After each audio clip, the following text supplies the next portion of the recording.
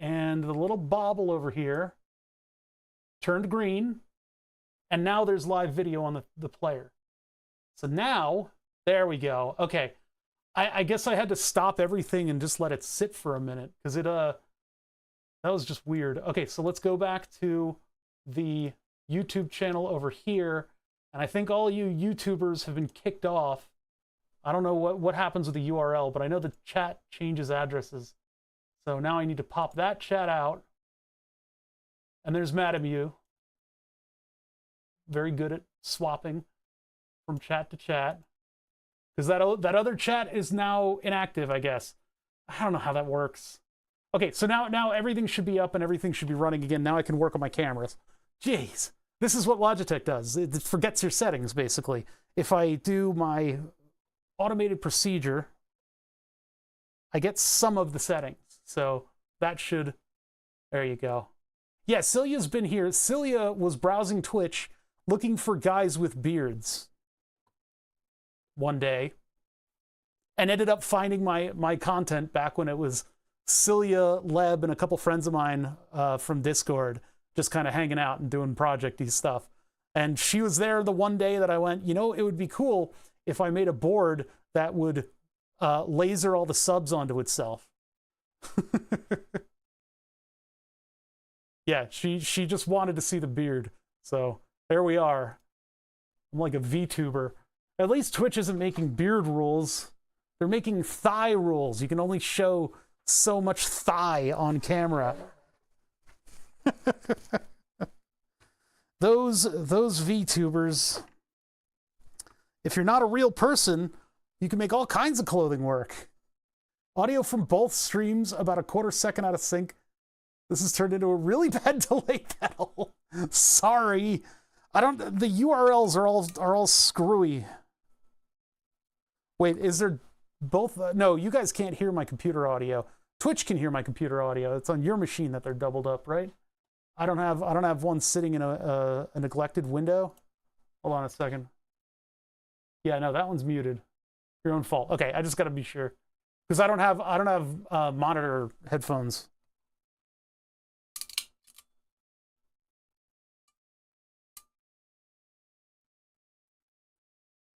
Get this thing right. What the heck? It's just not fitting in there. I got to pinch it a little.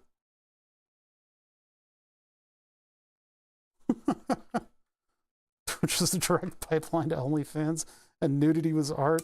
What, when the body painting streams or whatever? I've seen some wild stuff on Twitch. My favorite channel back in the day was the guy who painted while running on a treadmill. I feel like that's the proper use of Twitch. You just do something mad. Everything's great for porn until sponsors get involved. You know what? It's what you make of the system. I liked the sort of Wild West of Twitch where people who were subscribing were directly supporting the artists, and it took a lot of the advertisement pressure out of the whole system. And they decided to ruin that because people saw dollar signs in the air. And so now we're back to puritanical rules for everything. Where it used to be, Twitch was the experience you catered for yourself. So if you wanted to see all the porn, fine, there it is. You pervert. There's all the porn. Doesn't matter. Scalpel onto an RC that he wanted Twitch to operate. I would never do something like that. That's crazy. That was something that I literally did. I did that. During a Rabaz raid. It was one of the few times that I've had a couple thousand people watching, and so I decided to ramp it up a little bit and give the RC tank a little incentive to crash into my hand. Twitch chat, of course, was out for blood. So many ads break Twitch's own toss? What is against their toss? Love being open to everything, trying to appeal to prudes, make money is a losing game. It's, well, I don't know. The Twitch in the end kind of wins from that because they don't have to deal with the police. They don't have to deal with the police.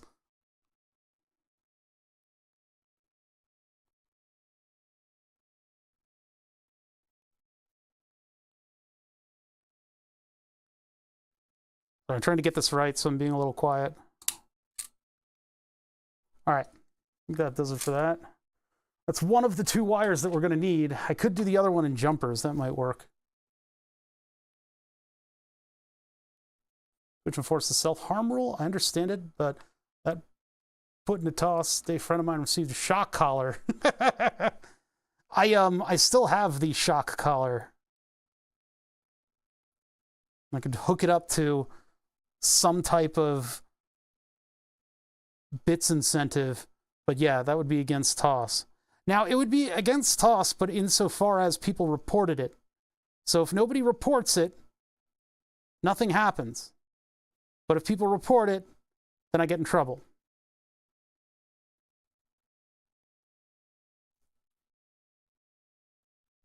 Law schmoss. Yeah. We don't want to have to deal with Johnny Law here. Aim the law. Plus, I just don't want to get shocked. Let's be honest. I don't feel that that's going to be a good time. Make it into a shock chastity device. People don't need to see it. You could just act like it's happening then. You don't need, yeah, you don't need all that. Did I hook this up backwards? Or is this cable... No, this cable isn't wrong. This cable's correct. I think I soldered this thing backwards. Uh-oh. That's not good. Great.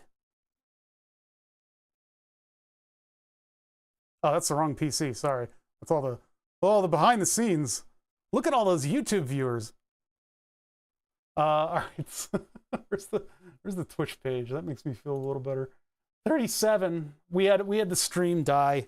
My OBS crashed, so I updated it, so maybe it won't crash as much anymore. I'm not too far in the camp. Yay, desoldering time, because this is 2 IDC connectors that I'd have to desolder. Did we look up the modular? I didn't. Let's look it up. Modular synthesizer pinout. Boy, you know, the day that I search modular synthesizer pinout and I don't immediately get something that's useful to me is the day I start looking at new search engines, because it's starting to deteriorate the quality of searches that you're getting out of these things. So the pin's there, the stripe's there. If the pin's here, then the stripe... Yeah, I put them in upside down. God damn it. Okay, fine. We got to deal with my mistakes. I never said I was good at this. So what I'm going to do is remove these 2 and flip them over. In the meantime, I'm going to finish this connector by wiring it in the same way so that pin 1 is, in fact, 5 volts. And let's just see how that one plays out. That one plays out upside down, too. That's upside down as well. Why has God forsaken me? All of these things need to be twisted around and put in the other way. Bing and skinned Bing? Ugh. Ew. Ew. Ew. Gross. Yeah, so this and this are ground. So the one next to it is -2. Wait, no, this is correct. Well, it's correct for this being in the wrong space. So I need to flip these around. This one's okay. Having -12 down here, and then having stripe and -12 would be over here. So these 2 need to be flipped 180 degrees. Now, the classic way to get around this, and this is not what I'm supposed to be doing today. I'm not supposed to be telling you guys all the stuff I'm doing. DuckDuckGo's offices are in my backyard. You can clip away the square heading on these, and then it'll just be a square header that you could plug in either way. I'm not going to do that, though. Oh, boy. Okay, well, let's get to work. Let's put this one together. So this is correct. Pin 1 to pin 1 is fine.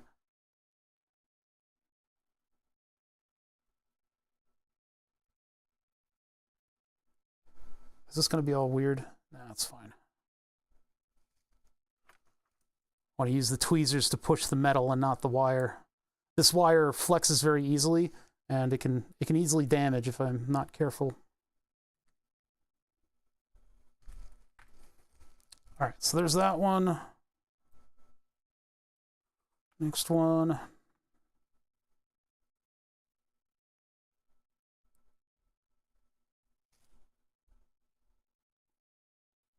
DuckDuckGo better be paying you rent. No, I mean, they're far enough away. They're on Route 30. Well, they're just off of Route 30, actually. But they're at my Wawa.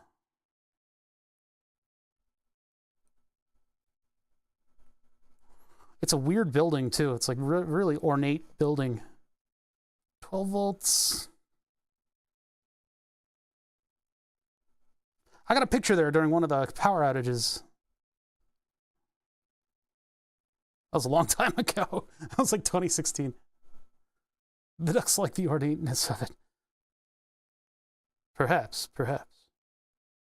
That makes a lot of sense if you think about it. No, it doesn't. All right, there's our wire. Oh, that red wire is all bent weird. It doesn't bend with everything the same way. I guess it does. It does kind of hold together. All right, so that's our power output for the metered power. -12 going to -12, and then this is going to sneak up and over and get all over the place and annoy me. And then up here, we need to get these two out of here and flip them 180 degrees. Now, I don't know if these will survive this process. I can heat it up and pick the things through. I guess I'll just do that. Heat it up and then pull them through. That gets your IDC connector out of the way, because you don't really need to deal with 500 pins of something. Yeah, that's not going to fit in there. I need something that can hold on to the board. Maybe I just have to do it by hand. Perhaps just doing it by hand. Perhaps I've misjudged you. Or I hit it with hot air until it drops out. I guess I could just do that. Hot air will be the quick solution for this. Just heat it up and then pull on the wire, and that should drop out. I have stuff for the wire if I need to keep it together. Zip ties would be a little too much for this light of a cable. So would the spiral wrap, though. The spiral wrap's a bit much as well. All this stuff is getting in the way. As this project spends more time disassembled, it becomes less organized because I keep brushing stuff out of the way. And it ends up like back in the dregs back there. Like I see all these screws back here, and I'm like, oh boy, where do those go? That's gonna burn my finger.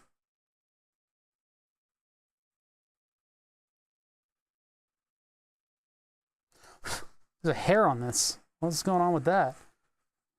Oh, now it's gonna smell like burnt hair.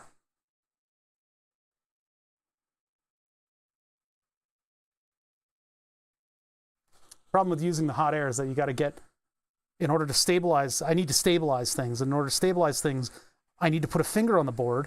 When I put a finger on the board, I risk burning it from the hot air.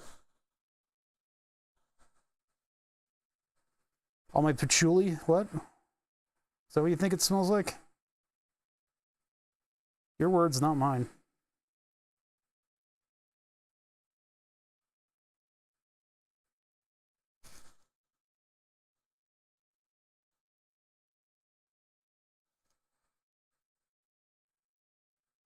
No, I think at these temperatures it's not going to melt through, but I need to make sure to get enough heat into this so that I get both layers, so I'm not pulling the pads off. This is better than a shock collar. What, my flesh burning away? Oh, this is out of focus too. I got to fix focus for the next one. I'm going to pull just a little bit.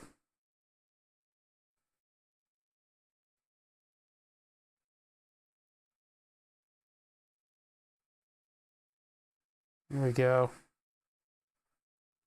That's one. And to make sure this thing is kicking heat in a good direction and not melting anything on the desk. The desk is a little bit busy right now. Oh, we melted it a little. Darn. I didn't want to melt it. That means we got to do more cleanup. That's going to make this is very hot on the end of the board. There's a little bit of plastic on this. So I'm going to have to replace the connector, but I've got plenty of them. I have 2 sitting right here. I can't believe I didn't check the pin out. How dumb of me. All right, this one's garbage. Off to the garbage with you. Ouch. All right. Yeah, getting it all to become molten solder and not melt is the tough part with this. One of the methods for undoing these is to grab just the pin, heat up just the one pin, and just pull it through. And then you're utilizing the melting of the plastic in your removal process. This is the other way to do it, is you put a pigtail on it and you either drown it in solder and walk it off by going back and forth, or get hot air on the whole thing at once and melt all that at once. Any way you're getting these out, they're not surviving the process. They just can't. They just can't survive that process. It's too rough on the connector itself. If I was super duper good at this, maybe I could get that to go. I could add chip quick to it, and maybe then I would be able to get heat on the whole thing. But if I add a bunch of solder, add a bunch of flux, it's going to ruin my wiring job. I don't want that to happen. So I'm just going to remove them this way and then get all the solder out of there with braid, and then put new ones in the opposite direction. And I could use the hot air to reinstall, but I don't think that's going to really work out for me, because it's so many pins over such a large area. But you got to be careful too that you're not unevenly heating everything, because if one part on the other side of the board is not molten solder, you can pull the pad off. So you saw what I was doing there. I was rocking it back and forth a little bit just to make sure that all my heat was in there. You gotta keep that heat moving too, because it's enough heat to really damage things. You can damage the circuit board. And there's a dog hair on the tip, so now I'm smelling burnt hair. Goes to show you the things I tolerate around here. And of course, as always, I have a fan on my back that is distributing all of the wonderful fumes.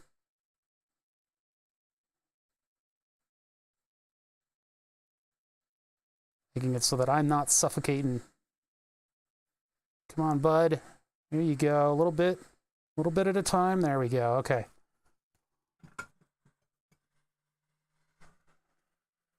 Whew. Gonna let that part of the board cool down.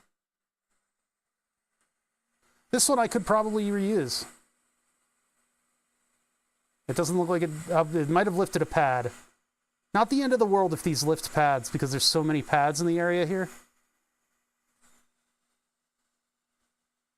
I've had some luck with bending some 24 AWG and laying it on the back of the board so it touches all the pins. I've heard of doing that. I heard that was effective.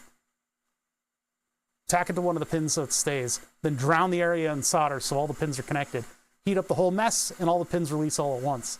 Requires a little cleanup to remove the extra solder, but it's pretty effective. I've heard of that. I've heard of it. That sounds like a good method. I would love to try one time. I don't have the big solid strand wires. I've got some home wiring stuff that has the big solid strand wires. Maybe I could use that. All right, we're in for a bit of cleanup. We got to get all this solder off. And I actually need a little bit of desk cleanup with all the stuff that's been migrating around. Desk cleanup.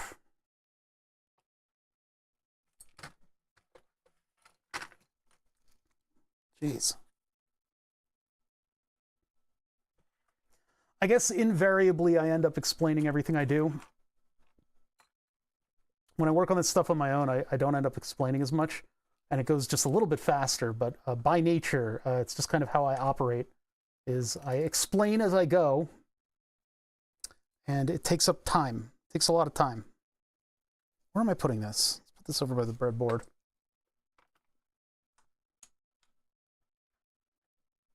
This goes up here. This goes to where it can no longer harm me. This is the knife that I taped to the chat-controlled tank. This is the knife. Or no, that wasn't the knife. The knife was an X-Acto knife. I hate X-Acto knives. Then I got the scalpel. No, I've had the scalpel for forever. Wait a minute. What knife was it? I have no memory of this place. There, that'll be a little bit easier to solder with a bit of room. Got to keep the cable from getting caught on everything.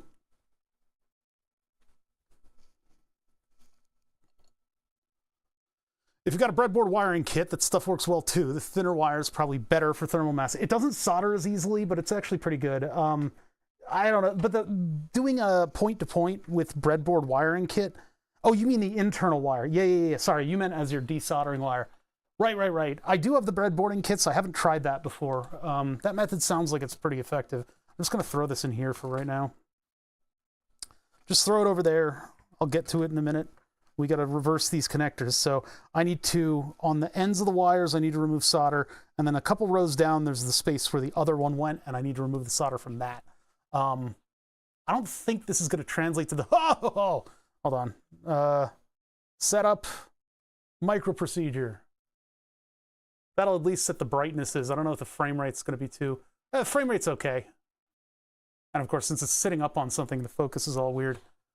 The Logitech cameras forget their settings when you reboot OBS. And so I've programmed the Stream Deck to have those settings in it.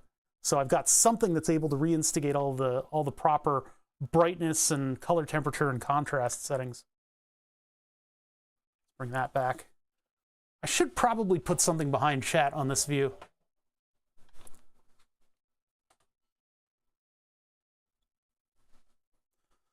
Not a method for days when you're feeling impatient. Yeah, well, this isn't either. This is going to end up being quite annoying. I'm going to use the solder sucker for this, and it's going to end up making a nice, strong thumb muscle. My thumb muscle will never forgive me for what I'm about to do. I can't believe I put this in 180 degrees. Just completely backwards. I did it on the synthesizer circuit board that we made. The VCO circuit board. I did that on that too. Can't believe it. And by the way, we should be working on that. That thing is like a nice little circuit. I need to release some of this stuff. Gray background? It's a little boring though, right? I need to do more fun stuff. I need to get like a little JPEG of a little TV or a little OLED screen and put you guys on that. One of these days. No, I would do black because that would look better. I've done it in the other scenes. It's just not in this scene. This scene, you guys are just kind of raw dogging the screen. Unless I thought I had something. Didn't I have something? Didn't I had something? Hold on. Let's take a look. I'll look to see if I have it. I think it's this one. Yeah, there it is. Huh, I guess I just haven't had that up. I disabled it. I disabled it. Why am I not getting heat into that one? Maybe I should go for the other side. Try from this side. I always love it in cartoons when they tried to do plaid shirts and they went, whoa, this is way too hard to animate. So they just have like an overlay of plaid. And so when the character's arms move, the plaid doesn't move with it. It's just like a window into, it's like a green screen. It's so weird. It's like, all right, that's good enough. Let's print. I guess I can't get that plastic without really scraping the board. Okay, so let's just remove all of the stuff from this side. We need to here.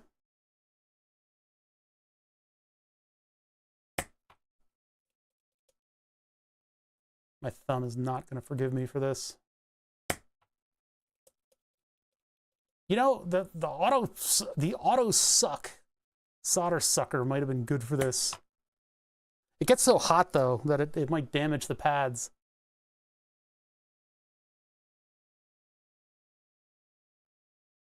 I had the opposite opinion about solder suckers. I thought they were the worst. They were terrible, and that nothing could compete with solder braid until I got this one. And this one has been a joy. It's been just fun to use. But until this one, I hated them. And I wasn't able to test, before getting this one, I wasn't able to test the auto sucker, the one with the trigger handle. So I wasn't able to form an opinion on those before I learned that solder suckers were getting a bad rap. Okay, so then the other one is going here.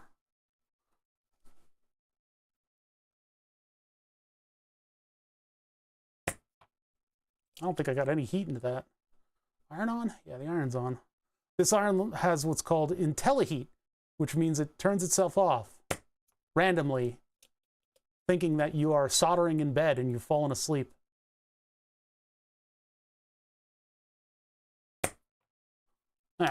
I need a little flux here, but I'm too lazy to get my tacky flux, so what I'm going to do is just add a little bit of solder onto it. 4:3 video stream does seem like an acceptable format for overlays on gaming streams. Lets you have a 16:9 second. Okay, all right. You're getting a little too technical there, bud. Too much information.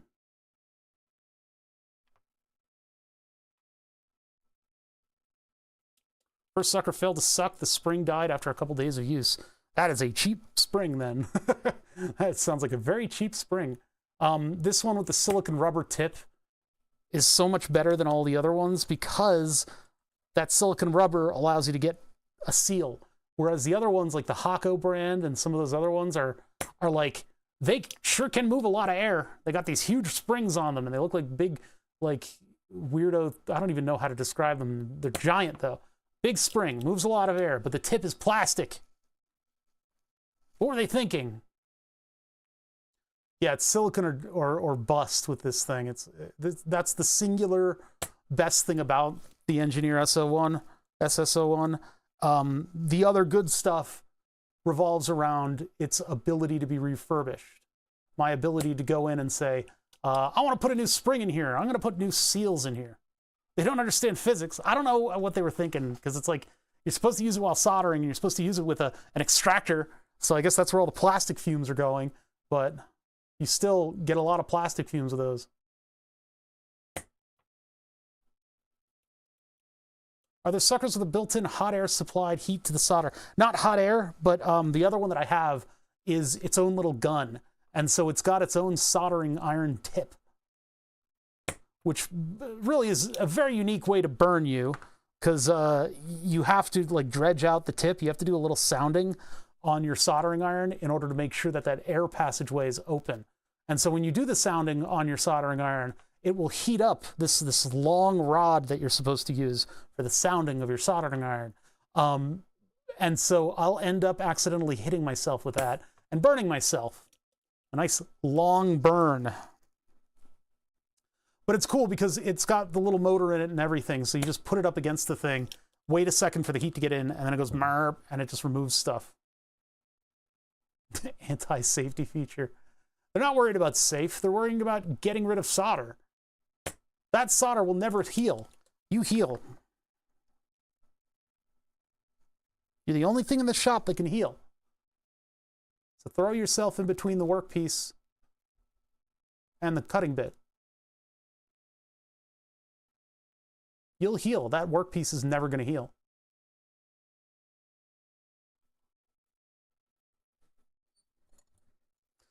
Yeah, the auto sucker maybe would have been done this by now. I might have still been waiting for it to heat up by now, and it takes a little bit for me to hook it up. And since I've got this constant churning mess of a desk, I can't quite get to my my plug strip over there. At some point, I'm going to have to do like a big cleanup and sacrifice a couple pieces of equipment for cleanliness. I really would love to have an equipment shelf that I could put on camera, because then we can put Curiosity stuff and all of my old oscilloscopes and stuff up on a shelf that I could then have, like, you know, I could run audio to the oscopes. I could have them blinking appropriately, and it would be a really good BRB scene. In front of the rack mount rack is a good place for that to exist. But again, due to the way the mess works around here, It's sort of this constant churn of stuff that I have to keep rearranging. My makerspace has an old Radio Shack solder sucker that's heated nozzle. Oh, the little clown horn one. Yeah, it's got the little squeezy horn on the end. That one has a long tube that will burn you. I never got one of those. I always wondered if they were effective. They looked like they were. A little clown horn squeezer on the back. It's a great way to get into a groove and squeeze the horn at the wrong time. Toot toot. The thing about getting a clown horn is you don't want to buy a clown horn. You don't want to buy a clown horn. You want to buy an old school bicycle horn. Because that's what they are. It's just a bicycle horn. You don't want to buy a clown branded horn because they'll be ripping you off. They think you've got clown money, whereas you've just got bike money. Not like Bike the streamer. I mean like you have bicycle money. You know, we don't have clown money in this household. These get flipped so that on the negative, you have the negative. Now there's a wire sitting on the other side on the pad, so oh, that fit in perfectly. They still sell them for Walmart bikes for children. Yeah. Yeah, you don't want to go looking for a clown horn because they'll rip you off. They know a grift from 1,000 miles away. So I got to move some of the wires here so that this thing fits in. I mean, I could just heat them up a little, but I think we can effectively just scooch the wires down with solder.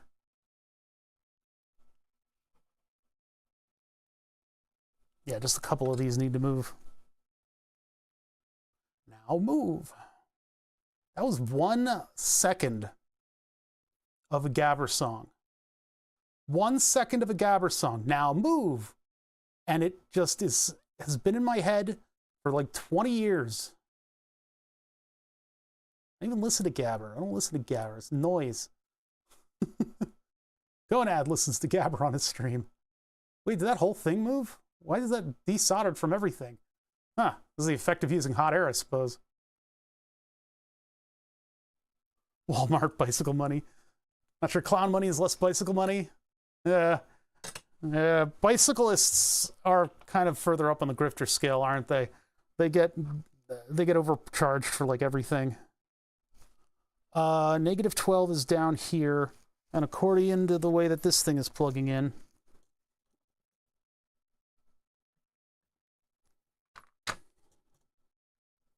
look at that. One red wire just wants to do whatever the hell it wants.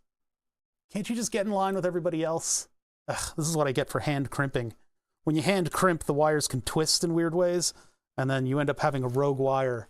It really pisses me off. Really gets my goat. Okay, so negative 12 is furthest towards the edge of the board, which means that if I have this tab here, negative 12 is down here. So we want these to go in this way, so that negative 12 is here.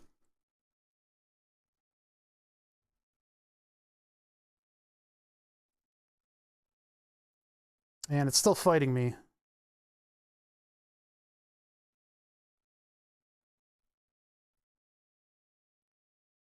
Which one is it? It's the ones in the middle. Okay, so negative 12 towards the edge of the board. Why are there hairs everywhere? It's like I have a beard.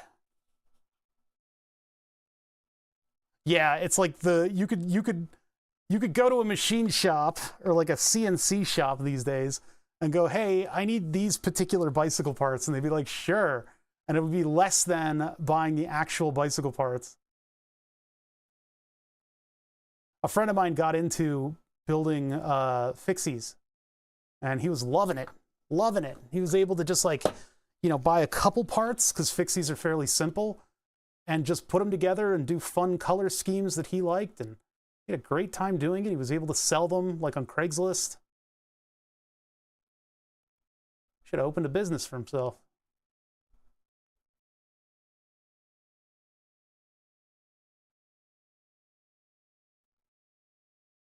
Just getting that little bit of solder that's wicked its way between the wire and the pad, and that's opening up these just a little bit, because you can see like the surface tension of the solder there is filling that hole.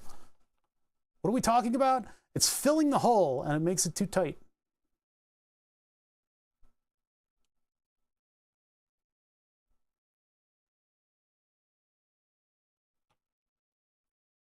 let's see if that works. Yeah, carbon fiber. It's the point where you triple check that you're not putting in the new connectors the wrong way. Again, listen, I've been there. I know what that's like. Triple check, quadruple check, make sure you're not crazy. I'm not crazy. I'm putting it in the correct way. And then you come back to it and it's put in the wrong way. It's the opposite way. It's like, I need help. I need help. I need to be institutionalized in some manner. How did I get it wrong again?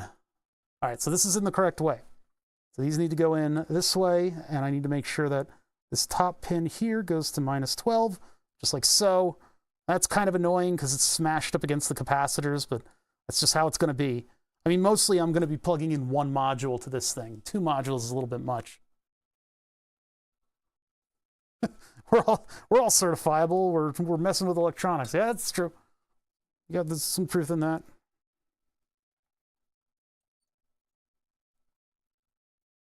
All right, so I'm going to do 1 pin as an anchor pin. It'll hold the connector in place. I'm going to double check the direction.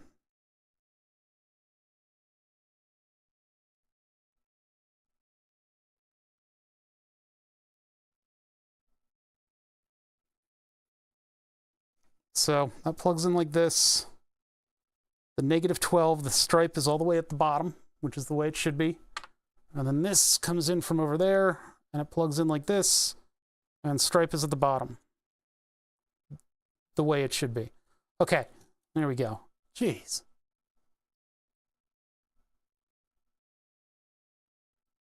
All right, so then I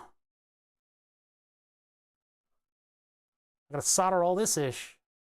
Wait, why is it not reaching? Why does it not reach? Was this moved in 1 row? No, it was reaching all the way out to those. How did they? Huh? Is it because the trajectory is a little? That shouldn't matter. What the heck?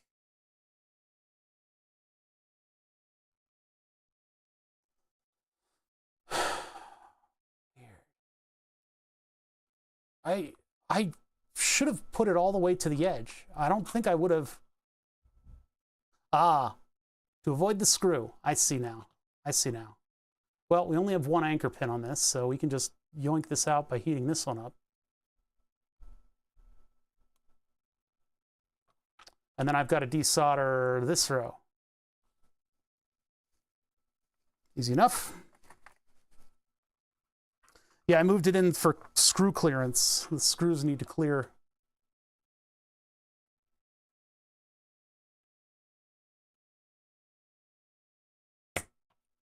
Nope, didn't do it.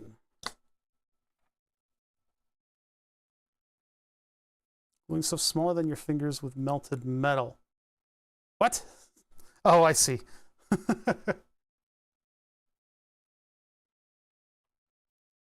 Who would do such a thing? Not me.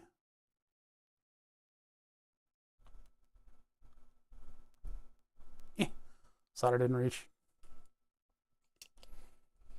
What, they have a water rating on carbon fiber frames? I didn't know that.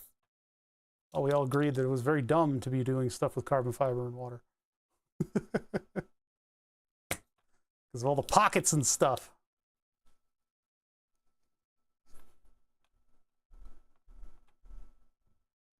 I wonder what crazy thing we're all going to become experts in next.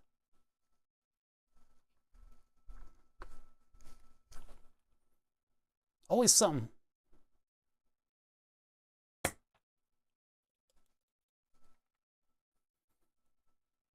Man, this has been a process. This has been like, you know, the process of setting up a circuit, horse-drawn carriages.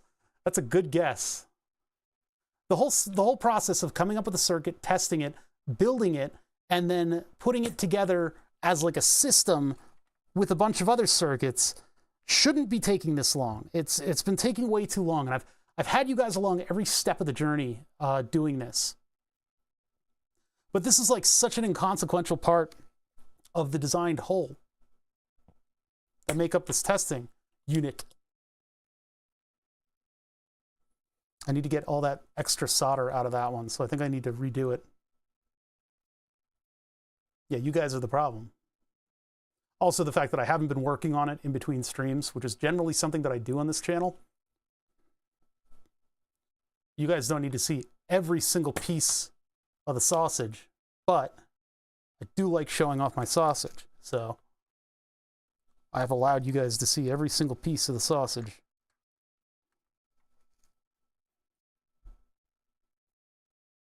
I got myself one of those suckers after you said they were good. Have you been able to use it in a lot of capacity? Because I don't know, I think they're great. Yeah, this isn't like the whole sausage.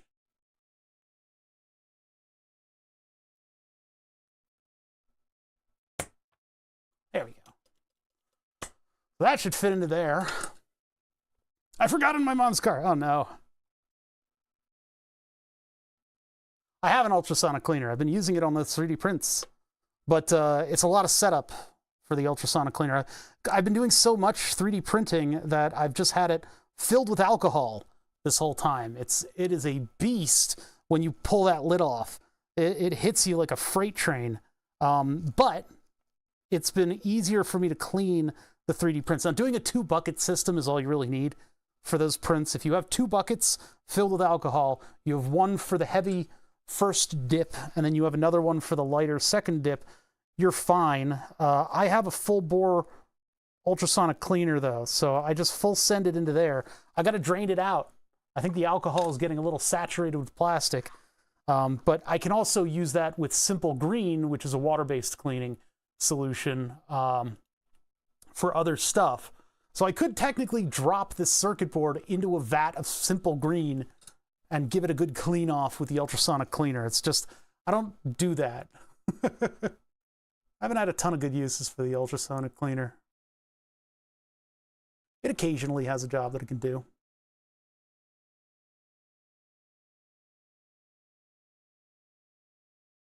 Asmer solder and chill stream.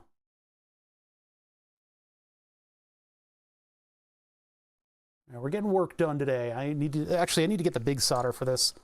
This would go better with the big solder. I'm not going to draw this out. What is this, Celia? What did I say?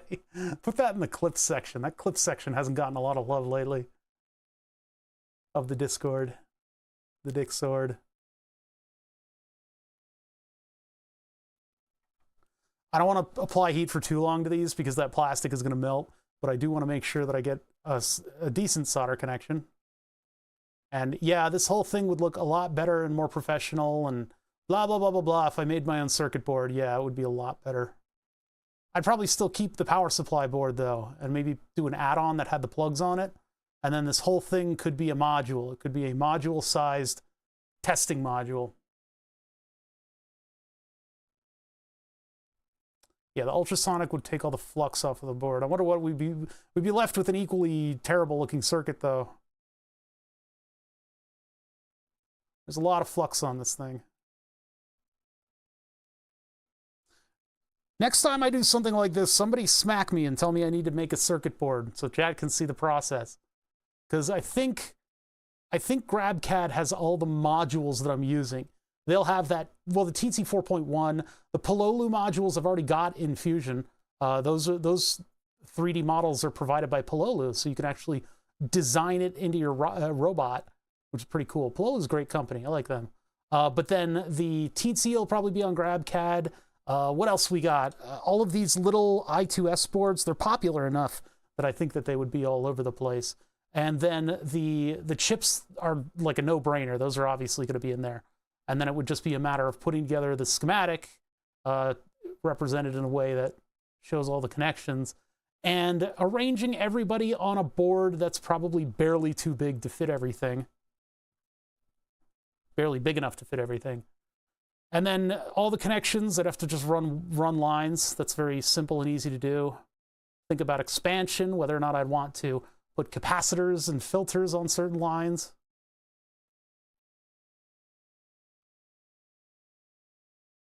Tasty flux helps bones grow. Right where you don't need them. I'm crazy with bones. I've got bones coming out of my ears. So many bones.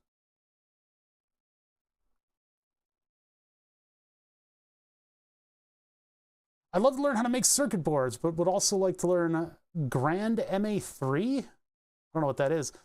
Making circuit boards is just crossing your I's and dotting your T's. There's just a lot of little things to worry about.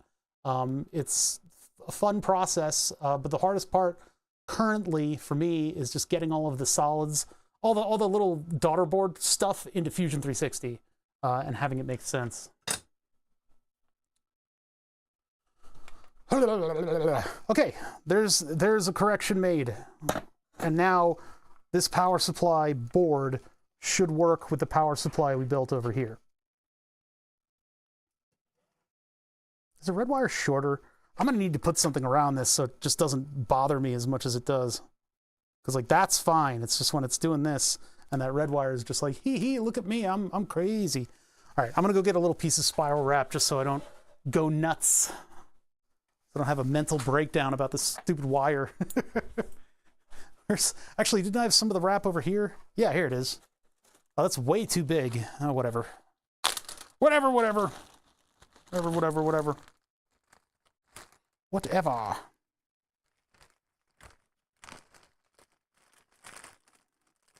I'm operating a Ziploc bag with a pair of scissors in my hands. And that'll just keep it from going crazy. Oh, my legs! Come back to me, legs. Legs, eggs. My legs. Figuring out how to run traces on a board is both fun and frustrating in equal measure. Very rewarding when you get something that works. Yes. In fact, if you want to figure out what it's like to design and build a circuit board, play Satisfactory, because that's what Factorio Satisfactory itches that part of my brain that I use to build circuit boards. With circuit boards, you need to be even more exacting, and spaghetti is just that much worse. You got to work on the spaghetti exclusively. You can't exist in the typical style of spaghetti that people like to propagate in their Factorio or Satisfactory setups. That is anathema. You are not allowed to do that.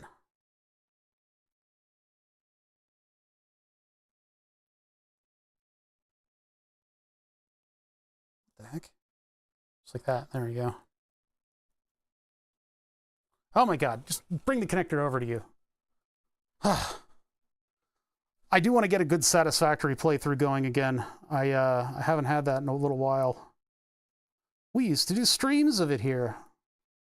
And I used the Dune theme music for my Desert Factory, and it got hyper copyright bumped because it was music from a movie. There's nothing more toxic than music from a movie. The copyright bots just like ate me alive on that one. All their little tentacles. Probably shouldn't touch Factorio. Each time I do, I end up playing for a week and get nothing else done. Yeah, it's the problem with those games. Well, like I'm saying, if you want that factory experience, the factory game experience, you should give a shot at designing a circuit board for some kind of doohickey. I was originally talking to a friend of mine who works for some such division at NASA, and he's telling me, I was like, I'm like really good at making circuit boards. And he's like, yeah, that's the fun part. Like, that's not a job. That's the fun part. UMG versus Sony. Who's worse when it comes to copyright claims on music? This I do not know. Yeah. Nor do I particularly want to find out, to be honest. All right, so theoretically, I should be able to power this thing on, and it should just work. Here's the thing, though. I don't trust that at all. I don't trust myself in that capacity. So what we're going to do is we're going to be smart about this instead of being a streamer boy. Marbles represents quite a bit of work on my part in refining and going over the circuit and making sure everything is correctly situated and labeled and blah, blah, blah, blah, blah. It's too much work for me to just throw out the window immediately, right? So, yeah, smart. Who wants that? I want that in this particular instance. So I'm going to get a pair of lead wires, and I'm going to use my multimeter, and I'm actually going to test this thing in some capacity so as not to blow up an expensive modular synthesizer. Moreover, it's not really about the modular synthesizer. It's about the time investment. Oh, groovy. Check it out. Check it out. Check it out. Check it out. Ba-bam! A Lancia 037. I tried a couple different colors of paint. I tried the Ford, what is it? Hold on, I threw it in the garbage. Hold on, I'm gonna go get it. Ah, I'm stuck to the lamp. Hold on, one sec. Grab this one. Where'd the other one go? Oh, it's under my chair. Bounced out of the garbage. I tried the Ford Racing Green, and it's just too dark. It doesn't look like anything at all. It just looks too dark. The wheelbase is great. Yeah, I had to scooch the nose in by about 1 millimeter, and I did that by selecting, I had to go into wireframe mode. So when I selected everything from an orthographic view, a straight on side view, I could select the wheel well and the nose, and it would select all the polygons in between, and then I moved it just a teensy bit back. And then I grabbed a little bit more, and I moved it just a teensy bit back, and then I moved a little more, teensy bit back, and I did that until I got that full millimeter removal of that. Because yeah, it's like these RC cars have big thick wheels that are wide, and they're also poking out of the spindles, so that lends it to the Lancia's stance a lot better. I also tried some silver paint that Wexo sent in like 4 years ago. It's a little weird. But the low poly body looks really good when it's lighter color. Like white would probably be pretty good. If I did white and a couple pinstripes down the side, that would be pretty fancy. But yeah, so this is finally getting the body to the right spot, getting the wheels and CAD to the right spot. And then I have magnetic connectors on the front and the back. So I've got 6 pins that run up to the body and can get removed for lighting. So what I want to do is I want to design some little light blocks, each one having 3 lights in it, for there and for here. And then I can do brake lights, I can do headlights, I can do brights, and then I could do like all 4 flashing, like flashers if I want to. Yeah, the faceting is hard to see if the circuit's dark. The surface is dark because it's the shadowing that's going to highlight all of the different details of it. I mean, I could get white goop and print it in that. Each one of the bodies, though, represents 4 hours of printing. So bright white is Lancia accurate? Yeah, I watched a thing on Lancias like 2 nights ago, and I discovered that the legendary status of the Lancia 037 is that it won Group B while being rear wheel drive. Rear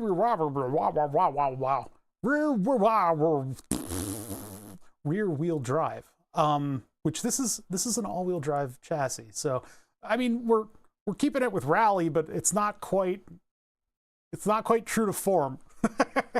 It looks good. That's all that really matters. It's not like anybody can go out and buy these things. There were 200 of the consumer version of the rally car made. There's the Lancia Monte Carlo, which is a little bit of a different design, but the one specifically with round headlights and the square taillights is unique to the, I forget what it's called. It starts with an S, but there's only 200 of them in the world. So, and then there's the Lancia 37 Resto mod, which preserves the big whale tail in the back. So if I ever do an FPV of this thing, I would love to have a little rear view mirror on it, and all you can see is just this big wing. Because it's all you can see from the back of this car. You're not going to be reversing into a parking spot with this thing because you can afford to have somebody else park the car. How fast do it go? This one goes way too fast. I have a feeling I'm going to shatter the shit out of this body. This is just a working body right now to get all the measurements right. I had a hell of a time getting it to print. I had to add these little supports that go onto the front of the car and use a lot of the supports in the 3D printer to get it to fit. But I need an indoor track, yeah. But you can't even measure? No, because by the time it gets up to speed, these wheels fall off. These are too soft. These are for slow driving. If I go up to max speed, the wheels just fly off because it's got that little bit of weight pushing it in, and it then gets centrifugal, pull on it, and it just, yeah, and tiny pebbles. I mean, the most that I'm going to get out of this is a couple good turns, and then it'll just slide itself into something. It's kind of funny, though, because at this scale, with this speed, you get the effect of the spoiler. The spoiler actually does improve grip. I got to feel that in the controls. But yeah, anyway, I'm super excited. I took all weekend working on this thing in order to get it to the point where the body sits on the frame and it looks like an actual car, and the magnets are strong enough that it's not dropping this thing off. So I'm super excited about this. You could print some tires to make a drift car? Yeah. I've got some hard wheels too in my collection of stuff, but I'm not going to be buying anything anytime soon. In the future, I'll get the same rubber that I got for when I had all 4 wide wheels, and that rubber's a lot less malleable, and it stays on when you get the speed. But yeah, I preserved the air vents too. They actually lead inside of the frame. For a little bit of cooling air. The only problem is when you turn this thing on, there is an incredibly bright blue LED coming off of the gyro that you can see through the body. So the entire top of this thing glows blue when it's on. Still pretty fun. I don't know when I'm going to be able to race it around, though, because if I'm outside, I'm walking the dog. We'll see when that comes to fruition. Let's give this thing a test, and let's get the multimeter on it so that we can see whether or not it operates. And I'm not putting marbles up for explosion. I'm going to test it with the multimeter and see that the right voltages are in the right spots. Simulated bird's eye view that some cars have with surround cameras for parking. That's neat. Who needs windows anymore? What is it? There's an FDA, not FDA, and one of the safety agencies has a mandate for the maximum amount of delay that is allowable on the rear view camera of cars for backing up and stuff. And it's not a small number. It's a pretty significant amount of milliseconds. All right, so we're just plugging into there. And so I've got these pins up here that I can test. And so if I go to this one and this one, I should get minus 12 volts. Now I got to power it up too. I need USB-C. We're powering it off of USB-C in 15 volts mode, and it goes into all the Pololu power things, and it spits out all of our modular synthesizer voltages. That ain't work.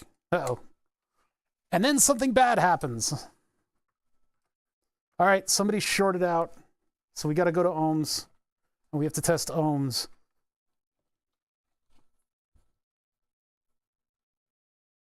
It's not about the screen's ability to refresh. It's about the camera system's ability to process video data. And while it should be totally straightforward, it's not. Some cars have significant delay. I still use mirrors to park even if the car has cameras. Yeah, delay on a vehicle camera. It's the way it is. All right, what happened? It didn't power up. So something is shorting. Obviously, our stuff is most suspect. We have capacitors in place for that stuff. We could check over that nothing on the circuit itself is shorted. It's like the simplest of things, right? Plug in a power supply, turn it on, you get power.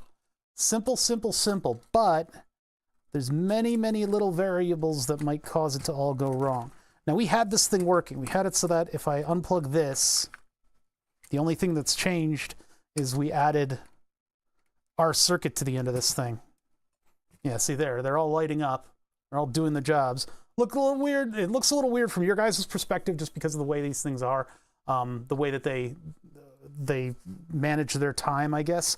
But 12, 12, 5, we had that on lockdown, and the switch is right there, and it works great. 12, 12, and 5, turn this off. So when you plugged in our stuff, it all went wrong, which is typical. That's just typical.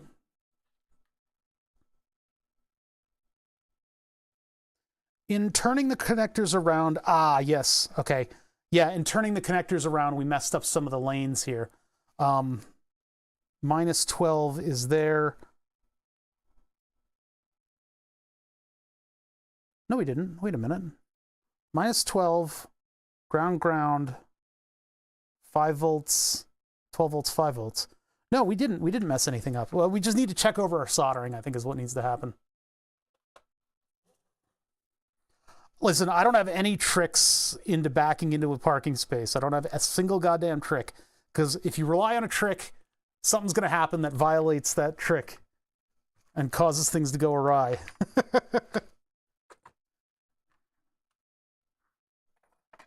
You just be aware of your surroundings and position the car properly in order to back it into a space. It's no tricks, no fancy tricks. How in the world does this short out? I ask incredulously.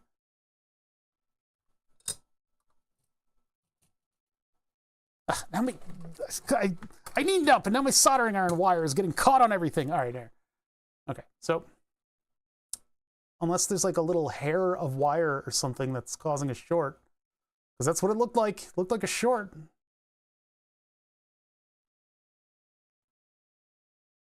Could the capacitors be causing a short?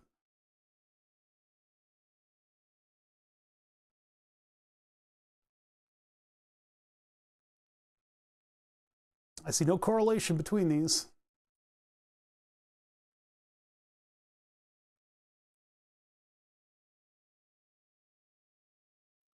I hope there isn't something left on the other side of the board that's shorting under the connectors. That would be very annoying.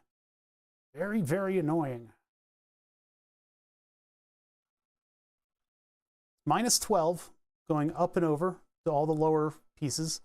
And that minus also gets the minus from the capacitor. The plus from the capacitor goes over to ground. So that's correct. Plus goes over to ground. These are ground all down here. Get hair out of the way. Ground, shorted together in all its ground glory. Down here we have the minus from the second capacitor. Double check that. There it is. The minus from the second capacitor on this ground, which for the connector it's 3 grounds. So we have 1, 2, and 3. And then above it, this doesn't look soldered. There we are. Minus 12, ground, all the way in here, all connected together. Minus the capacitor, plus the capacitor on 12 volts. It's a 35 volt capacitor, I believe. That's correct, and there's no shorts between. Yeah, well, I'm not going to beep it out because the beeping feature on multimeters should be removed on all multimeters. The beep is not trustworthy. What we do instead here is we ohm it out. And so I'm going to ohm it out. I'm going to ohm it out, and we'll see what it has to say. If there's like a little piece of solder that might be shorting out our positives or something of that nature. It's like the simplest circuit in the world. How annoying, huh? Minus 12 and ground. Nothing.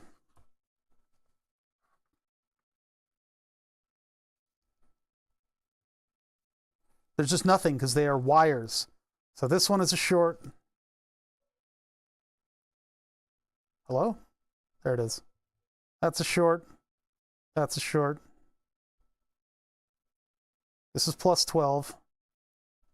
Why did that go down to ohms? It jumped down to ohms. It might be discharging the capacitors too. No, I have an oscilloscope overlay. That was my expensive oscilloscope overlay. That I still have. We're just not using the scope because this is like the simplest thing in the world.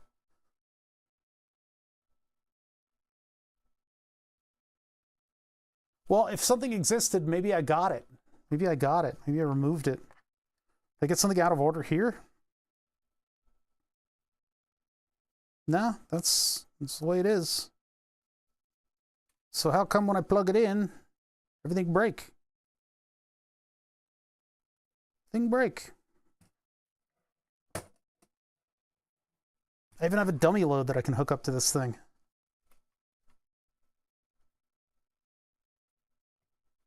So there to there. Got positive. I got 5 volts, ground, and then minus. Yeah, that's all there. This should be the most straightforward thing in the world. But it, you know, there's always something. All right, so now we're going to plug it in. Try again. This doesn't click as nicely as I'd like it to. Oh, there we go. We're stable again. And nobody's drawing any current. Okay. So then from there, I guess I can full send it on marbles. And the marbles should come to life. Unless I still have something wrong, which I really seriously doubt. Marbles.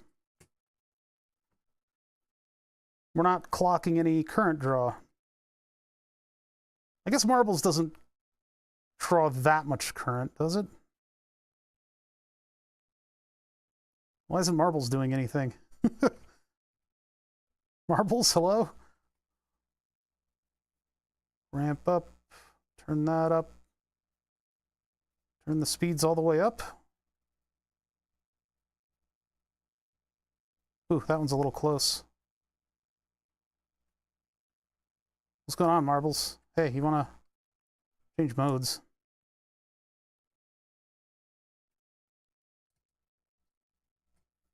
Change voltages?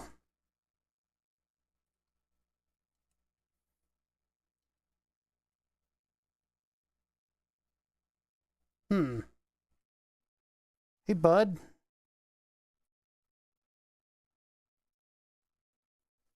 I think something might be wrong with marbles. Try booting it up again.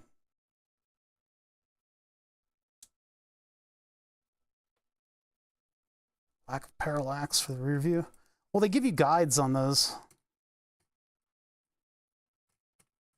Like, am I missing a voltage on this?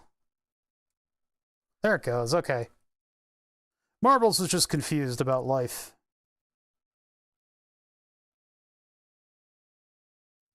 Slow it down, there we go.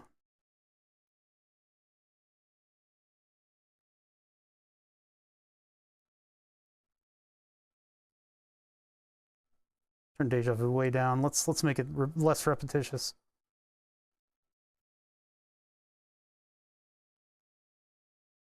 And give this one a little bit more authority. Our random isn't really moving around. That random seems to be kind of stuck. Okay, so that's doing its thing. I'm a little concerned that I can't see any current draw at all. I should be seeing some. We hooked it up to our test load though, and it was showing an accurate depiction of the test load going. Marbles is just not that hungry of a unit, I suppose. But that now means that I'm able to power the plus minus 12 volts of the front panel for this thing. That's a separate connection. We're going to have to make another wire for that, unfortunately. But we can do the plus minus 12 volts of the front panel, and then I can plug this into Marbleps, and it'll show us stuff. So now we need to make another connector. Welcome to my crimping channel, where we do crimping, and then stream goes down, and then we do more crimping. And then stream goes back up, but we're still crimping. So, ground, plus 12, and then minus 12, in my own wiring convention. And these need to be on a slightly longer one because they need to go all the way to the front panel. I'll need to make the other connectors in my free time, and all that free time I have. This will be a 3-pin and a 5-pin connector. So it'll plug into one of the slots down there, but it'll work off of... Actually, it should probably be just a 4-pin, and I should also take plus 5 with me going all the way up. I guess I'll have to work that one out at a later date. I may have to bump the 3-pin connector off of this thing. So this will be a nice long one. Let's just make it this long. That may be a little overly long, but I can clean that up later. Just as long as it's not too short. Too short is the horrible thing with wires. And this is a one-off device, so it doesn't need to be standardized. 'Cause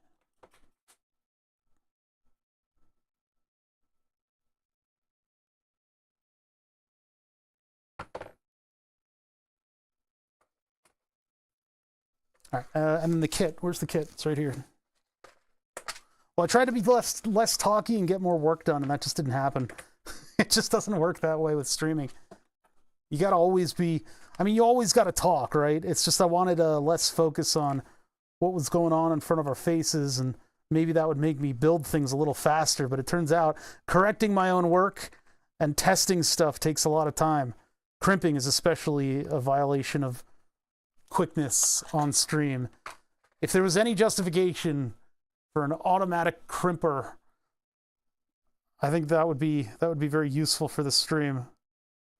Just have a machine that I enter the wire into and it just goes junk and leaves behind a crimped connection. Those are so expensive, though. So expensive. Ah.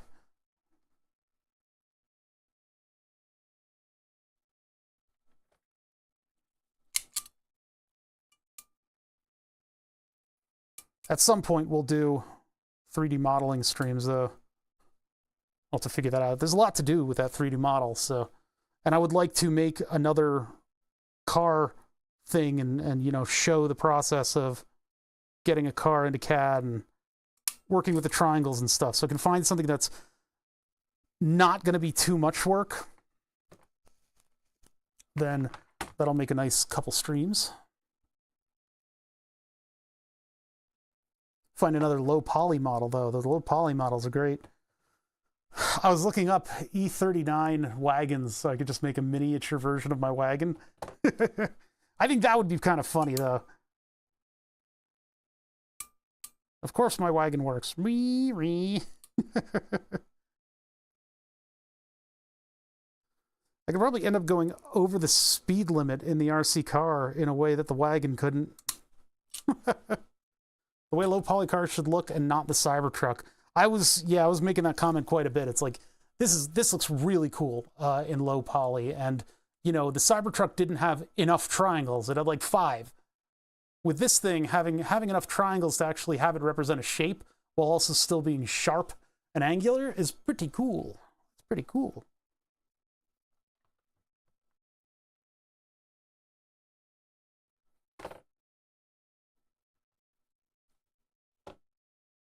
Doing a low poly, an actual low poly. Oh, what's this? I modeled my first thing in Fusion the other day, and I think it actually came out pretty well. And it went way faster than what it would have taken in Blender. That's interesting. Blender, I mean, it's not... I can't knock Blender because the Blender does great stuff. I was using both Blender and Fusion to do the RC car model, but Blender, I found a lack of numbers and sort of engineering style things a little disturbing in it. Do a low poly Cybertruck. You just give the CAD program a little bit more authority to add roundness. What if you kept upping the poly count? I don't think, no, that wouldn't do it. That wouldn't do it. It's not going to make up stuff that's not there. So this is going to a 3-pin. It really should be going to a 4-pin because then I could have the... Well, the screen will have, I guess, its own plug. I don't know. That's a decision that we'll have to make on the fly. So I'm going to get a 3-pin and do it. So with a 3-pin going into our front panel board, because yeah, I guess I'll have everybody go to this plug, and then this will be its own. This is its own thing. So on this one, -12 is this one. I remember.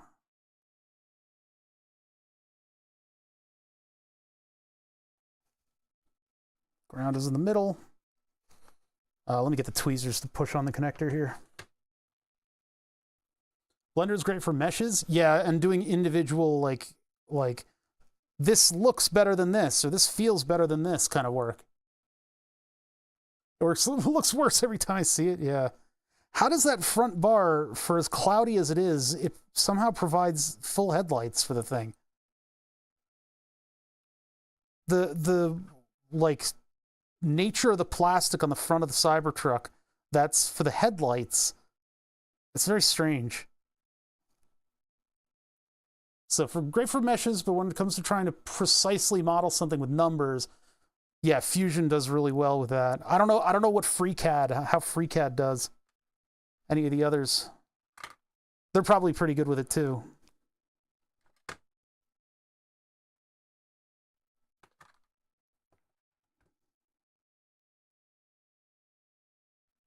But Fusion is just where I cut my teeth. It's just what I know how to do. I've got like 10 days until my version expires. I don't know how quickly I can do the creators program. I don't know how quick that is. I probably have to agree to a bunch of stuff. FreeCAD is all about the numbers, but the interface is, very painful to use. I see. Yeah, I'm not a software expert. I haven't sat down and tried all these different programs that people like want to force me to use on my stream. Why do you use this CAD program when you could use this one? And it's like, well, because I did it in Fusion and it looks nice. Fusion is just like really good looking. Like it's got big buttons that I can see. Like I'm not getting any younger here. I'd like to be able to see these buttons on these programs and not have the interface have 10 million places to click, which is what Blender has going for it. Blender's really good if you need to go into the individual vectors, though. I don't understand why AutoCAD would keep you away from doing that. They just do things differently with AutoCAD. They don't want you out here editing individual nodes. Ooh, that one barely passes. I don't even know if... Ooh, I don't like it. Nope, that doesn't pass. That doesn't pass. That one's failed. Failed.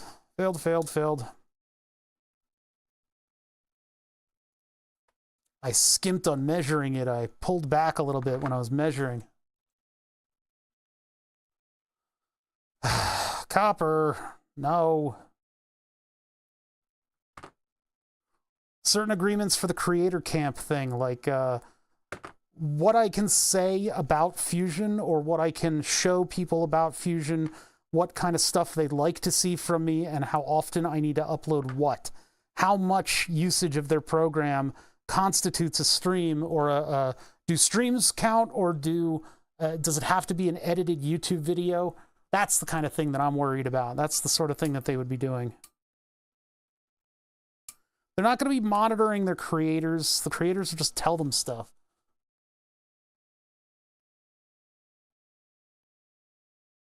Use what works and makes you not want to murder. Yeah. Whatever makes you less violently angry, whatever program it is. It's just people just get weird with that stuff. It makes it harder to be a creator.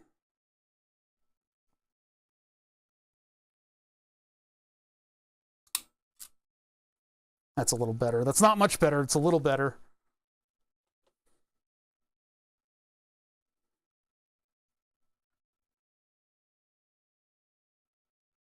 It's weird. I got to sign up for the creator camp and give them all this information about myself, including a headshot, before figuring out what their terms are.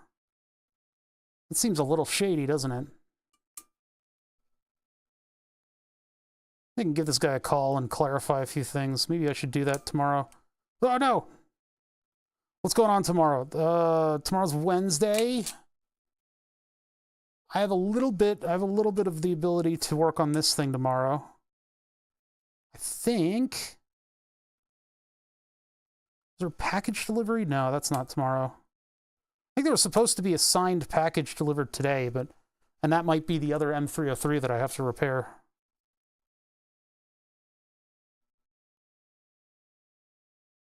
There.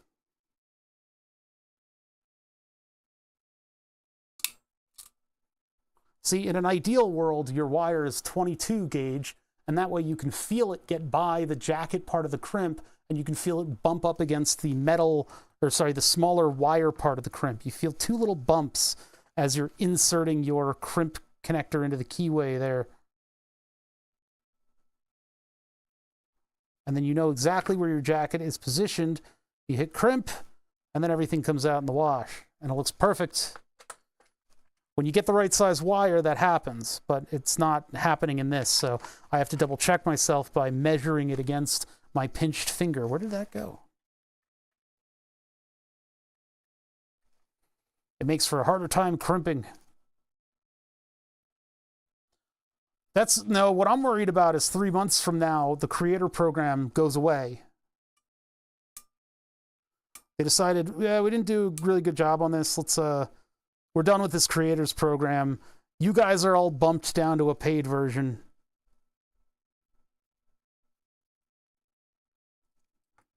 you get to spend $800 a year or go to the free version, which is what I'm also considering going to the free version because it's a little bit more relatable for you guys if I have the normal version and I have to deal with all the same crap that, you know, the plebs have to deal with on their normal version. Brand loyalty, yeah. Well, for me, it's process loyalty because I understand the process that Fusion brings to the table. This plugs into a regular power socket, so it's one of these, yes, correct. Okay, and then the pin, this one is -12.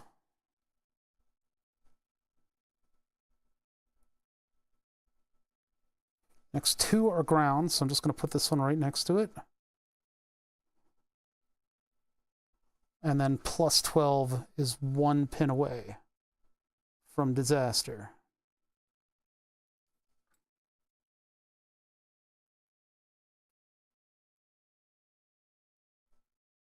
Do not pull on the wires when you unplug these. The first couple plugs from a JST connector are going to be pretty rough. There's a little piece of wire sometimes. If it goes a little too far, it'll get in the way of the plugging.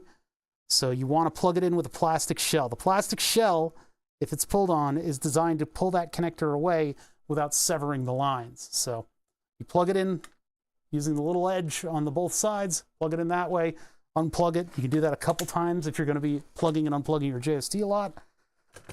And then that'll verify that everything's okay. So I plug this into power. Ooh, that's a rough one. That was a rough one. And now hopefully the thing turns on. And if I connect it, if I cross-connect it to marbles, we get LEDs doing their thing. Well, those seem to have done something, but they're not quite, they're doing weird stuff. It's because my hand's on the board. So if I connect something like this, that didn't really feel like it connected there to one of the channels. That channel's broken. As that one changes, our LEDs change. All right, there we go. So these do work. They're a little weird, and I probably have to look at a couple of them. Because yeah, that was from me touching the circuit board. When I touch the circuit board on the back here, I am inducing lines to go in various states. Yeah, human conductivity. This one I need to look at. How my current draw? Current draw is pretty good. Here, this one's just calmly going from one to the other. I put larger resistors on it than are on these. These are pretty much the same circuit. They have a smaller resistor on them, so the LEDs are a little bit more striking. It appears to be following it. Speed it up a little bit.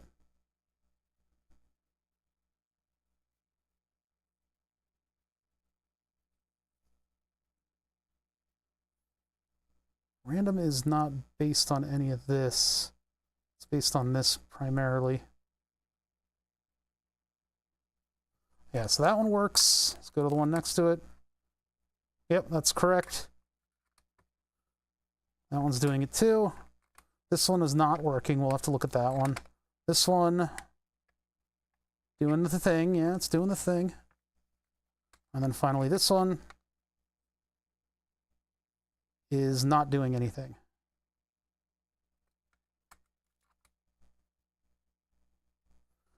Works, but it's not as bright. I may want to change those resistors.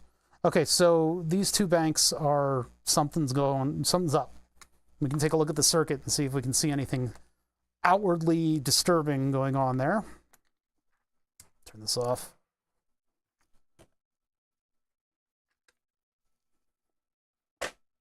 So that's this one and this one that are acting a fool. A fool! This one and this one.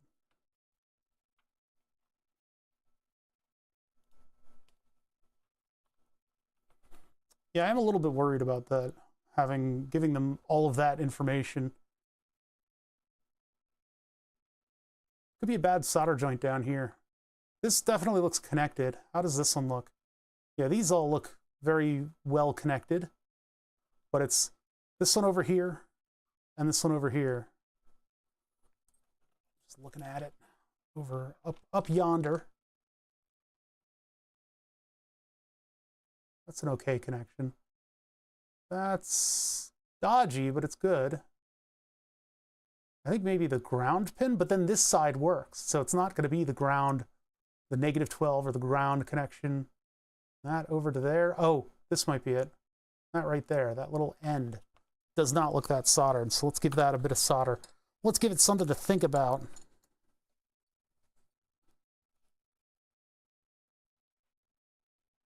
I put 10K resistors on these. Maybe I need to go down to like 8K. Or sorry, 103. I did, yeah. I should have done 1K actually, to be fair. I'll change those out.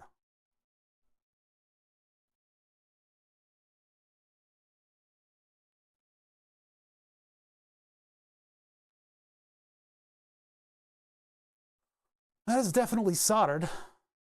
I'm not going to play with that, the pin itself, because I don't think that's the issue. That might have just fixed it, what I just did. Let's check. What I just did might have fixed it.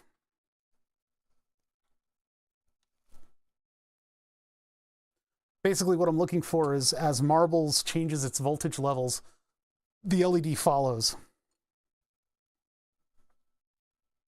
Can we like do one of these? Do that like this.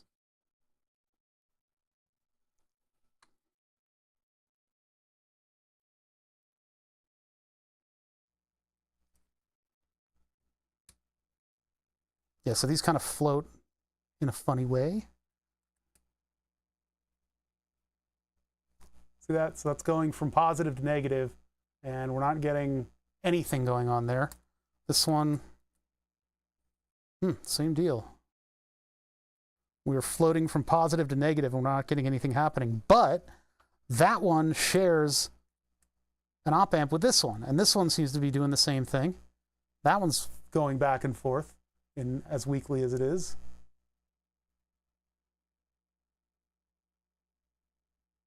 Why does it seem to be going way slower? What the hell? Wait a minute. This is going at that rate. This is going at a much lesser rate. Maybe it's harder for this thing to swing back and forth. What the heck?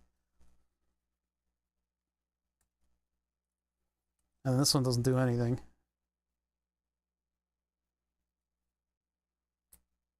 That may mean it doesn't have proper reference. All right, then that one's not doing anything. All right, so back to the mines. I have to figure out what's wrong with it.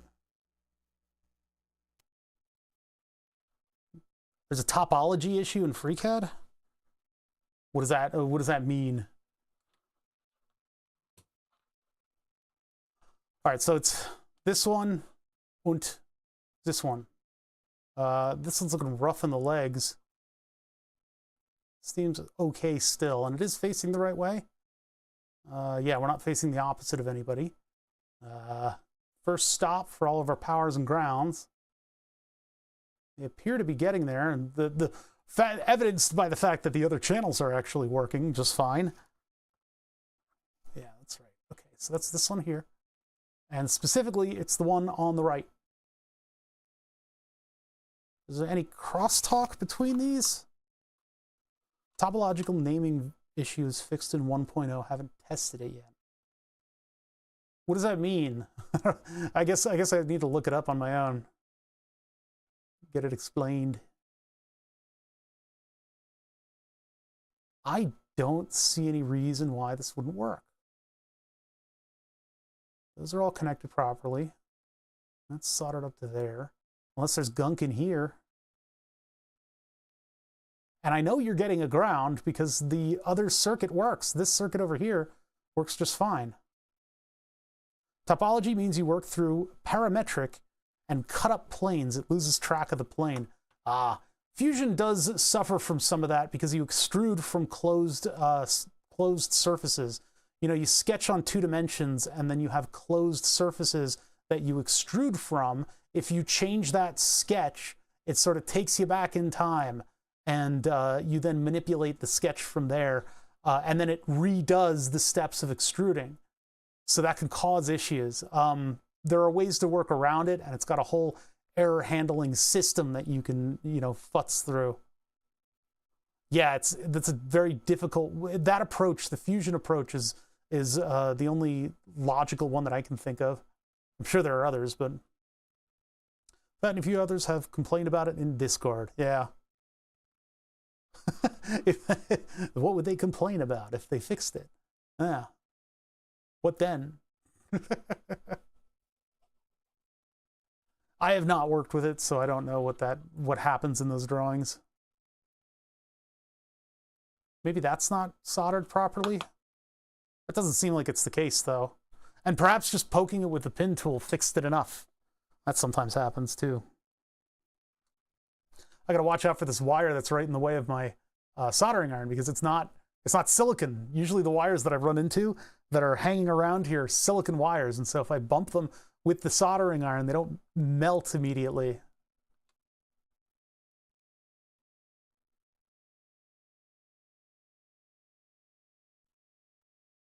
That looks 500% more soldered. There's still plenty to complain about in FreeCAD. In FreakCAD, the eye searing the ugliness of the interface. Yikes. That's pretty ugly if you describe it that way.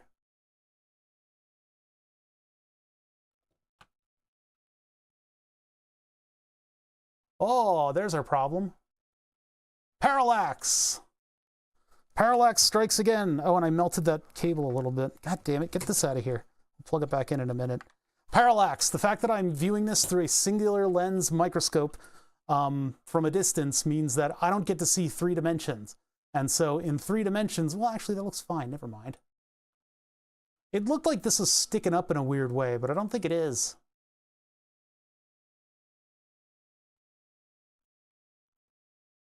Yeah, and the solder is propagating throughout that. Oh, I gotta be careful not to melt this. It looks fine. I'm gonna plug it in again and just see if that did anything. Just soldering that one resistor. That looks a little cold soldery as well. A little cold weldy. Well, I don't think it would be the end of the world if it was.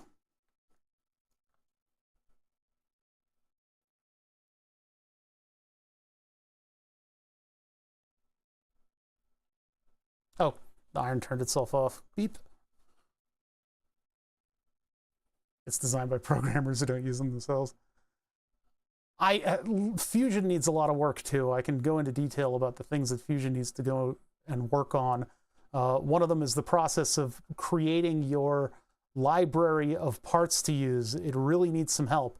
And I need those 2-dimensional sketch tools to be available for the 3-dimensional part engine in terms of making pads and stuff like that. I think it would, those tools, and I believe that they are working on these things, but yeah, getting those to make the part generation, the 3-dimensional part generation, a little less painful, a little bit less of a fixed process, because there's some problems where you can get recursions.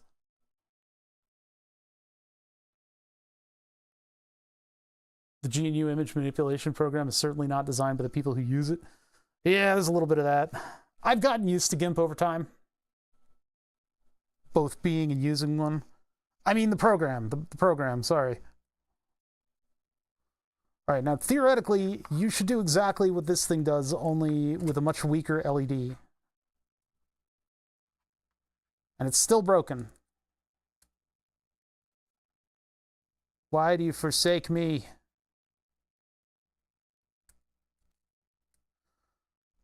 Meanwhile, the second op amp on that chip works fine, which means my power and ground are fine. GIMP has better interface than FreeCAD? I would assume so. GIMP was at least somewhat usable as a Photoshop enthusiast. That's at least doing something. It's a little weak about it. Now, is this the part where I get pissed off and have to create a circuit board for everyone? Usually the answer to that is yes, but this one is still refusing to just function as a whole. poke that particular circuit? Nope. Anybody getting hot? No. Okay. So I'm going to have to change out those resistors too. Gibbs has been around longer? I didn't know that. Oh, my ground wire. Hello. These things still working without a ground connection? Oh my god. What kind of Bush League shit is this? Ah, okay. Let's try to get that ground wire fixed.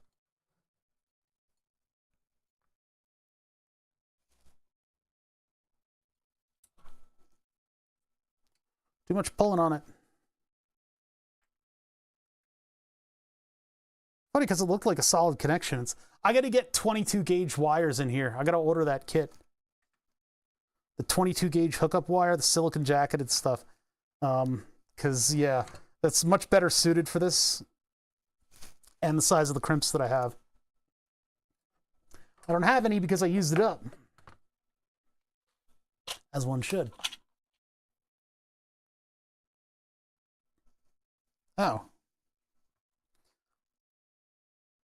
So Blender used to be a paid closed source project?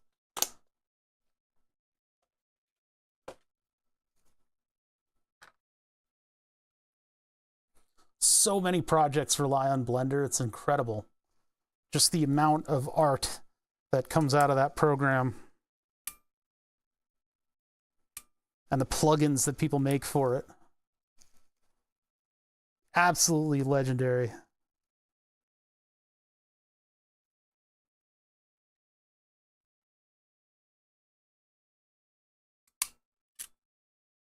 Oh, that one was perfect. Textbook crimp. Now I got to get rid of the old one. There's a couple ways to do it, but generally what you're trying to do is press down that tab permanently. The guy decided to go open and free for reasons I forget. Wait, where did it slip from? Oh, it slipped from here. So I can't pull on the wire when I release this. So what I'll have to do is push down the tab and then push the metal up a little bit. I'm not using a lot of force with this because I don't want to friggin' cut myself in half. These knives are incredibly sharp. This is a scalpel. It's designed to render human flesh. It's designed to cut with no resistance on my poor, meaty hands. So, yeah, being very gentle with the knife and not letting it jump anywhere or overrun or anything like that.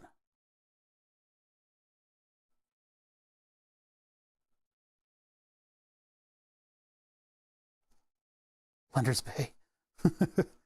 I like that Blender exists. My limited experience using it, it seems like it's an extremely powerful program that I don't have business using.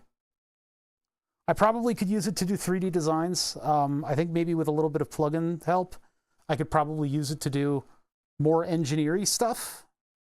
That's what Gonad does. He does slightly more engineering stuff with it. And I could probably get by making solids for 3D printings with it. But I do quite enjoy the interface, you know, cleanliness of Fusion. All right, so that's repaired. Now we have a ground on here, but we still have a bunch of problems with the circuit. And finding where the problems are is going to be kind of difficult. Just remember to always pull these out with the connector. Okay, so what's next? Well, let's power it up again and then figure out what's going on. So we have marbles creating a plus minus 10 volt signal. These are should all be sitting at a neutral level. And when I plug them in, it should do exactly what marbles is doing, only a little bit weaker because the resistor is different. So red, we get red. Green, we get green. Easier for me to see than it is for you guys.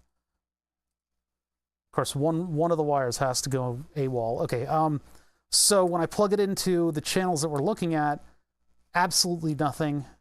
When I plug it into the off channel, absolutely nothing. Okay, so nothing has changed. Like any other complicated, powerful piece of software, it is a learning curve. Yeah. Focus on just the parts of the software you need. For me, that's how that worked, is I just import the car body do my little vector editing, learn how to manipulate the vectors and move the camera around. And then I was able to clean up a lot of the mess that was left behind, you know, deleting areas, adding triangles and stuff like that, and then recreating the surface meshes and making sure the normals are okay. That was a lot of the cleanup that I did on that model in order to get it to be something that would mesh with my, something that would work with my engineering programs.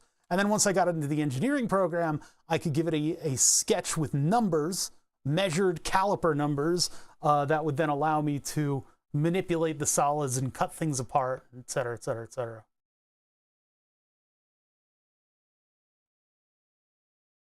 Yeah, I get it, because it's like a mesh. It's like, you know, the mesh of the, it's like, because you're working with meshes. And so it's the Fusion program mesh I was using kind of it's kind of an alternate definition, you know.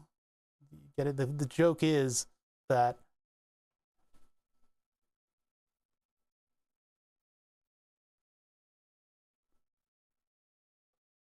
this thing down like that. There's still a lot of hardware work to go. I have to build a whole nother cursed circuit of amplifiers and damplifiers. Because I gotta amplify and then de-amplify. Why do you know worky? What is this? I've gone over most of the solder joints that make up this extraordinarily simple circuit. Is there maybe something on the other side of the board that's going on? A little hair of solder? Nah. Oh, well, there's a little something, but I don't think that's related. That's not even on the right channel. This is the one that doesn't work. It's all hooked up properly.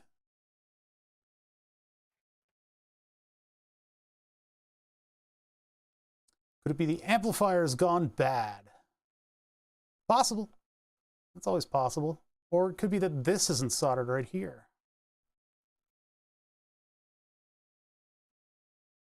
It's looking a little bit dodgy. Can't get in there to work on it. My tools are too big. My spoon is too big. I am feeling fat and sassy. That might have did it. That might have done it right there. Let's give it a test. Sir, I need more explanation for your joke. It is not fully laid clear what exactly you are nuancing. Continue to explain until the audience members have all laughed. All right, so plug this thing into power. And the results are no different. Actually, I do see the red LED. Boop. There he is. All right. Nobody gets your cool cat jokes, father. Man, they changed the look of OBS a little bit. It's been a while since I've updated, so when I look up there to see if my mic is running, this is displayed a little bit differently. It looks fine. I don't know why they changed it, but it looks fine. It's just they changed it subtly. They made it a little bit more bold than it was before. Yeah, that's how you know you're killing it as a comedian, is when you have to go through all of the layers of your joke. All right, so something similar is probably wrong with this channel too. This one is going to be the one on the left when I flip the board over. So it's going to be, give me this, give me, Yeah, it's a little bit rounder and flatter. That's what they do with everything, for everything. From the snippet of Wikipedia, it seems the company released a free shareware version in 1998. After a few years of paid only, company dissolved after being bought and absorbed into another company, leading to development ending. An employee bought the rights to Blender, oh, that's pretty cool, and started a non-profit to help fund the development of it of 2002. And now we're here 22 years later of FOSS Blender. That is cool. Like that, man, to do a non-profit for something like that. We're looking at this channel. I guess there are certain rules that you have to follow in order to be a non-for-profit. I wonder what those are like. I mean, you're still allowed to make it like a salary off of the thing. I'm going to guess that this is the problem with this one. It's here, up to there. And it looks like, yeah, that's solder. I bet you that wire is just not feeling it. Tachyon. Hey, yo, I'm feeling it. I like when jokes bury the lead. I do a lot of that kind of very dry. You guys know my humor. I don't need to explain it to you. You guys know what I'm all about.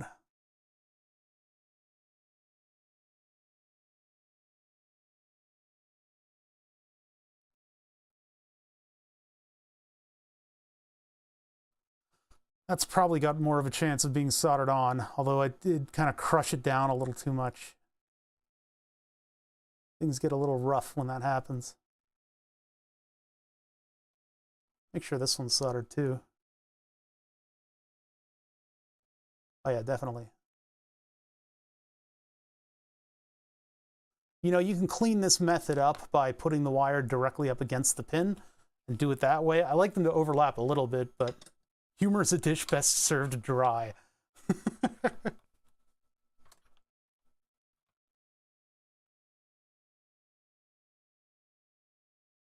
You know, we're engineers after all. We have to be very factual and dry about everything. Could it be that these two pins are hitting one another? I scraped that pretty far down. I don't think they're touching. Bumping uglies. Let's give it a shot.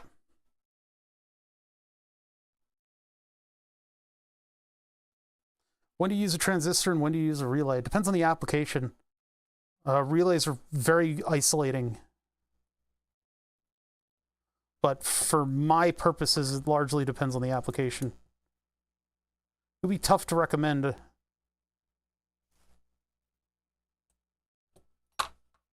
But, you know, they're in terms of the physics driving both of them, they are so different from one another.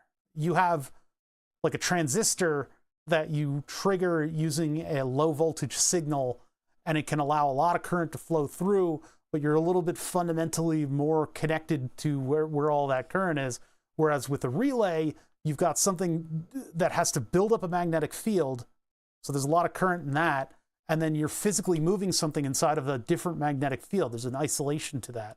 And then you have a full disconnect in space, and then the relay connecting to the other contact. And so it's like, bam, there's your other contact. Transistor can switch much faster than a relay can. A relay can take higher currents and is a little bit physically more robust. If you're taking an impact, your relay can disconnect. Like there's all kinds of considerations to that sort of thing. Whoops. Why do you not work still? What's your problem? You trying to piss me off? Huh? Huh? Huh? Huh? Is that the one? I don't know if that's the one. Hold on, let's check.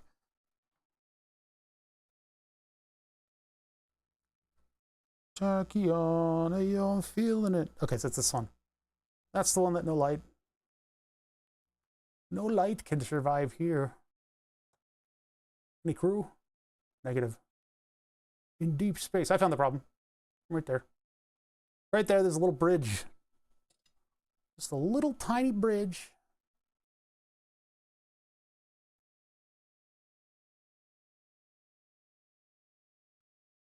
And so I'm going to try to get it to suck the bridge off.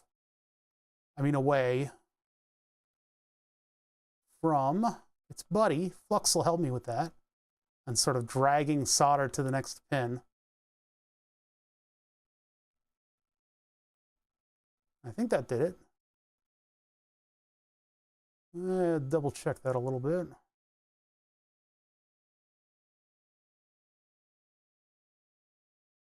Push comes to shove, I'll get the pin tool in there.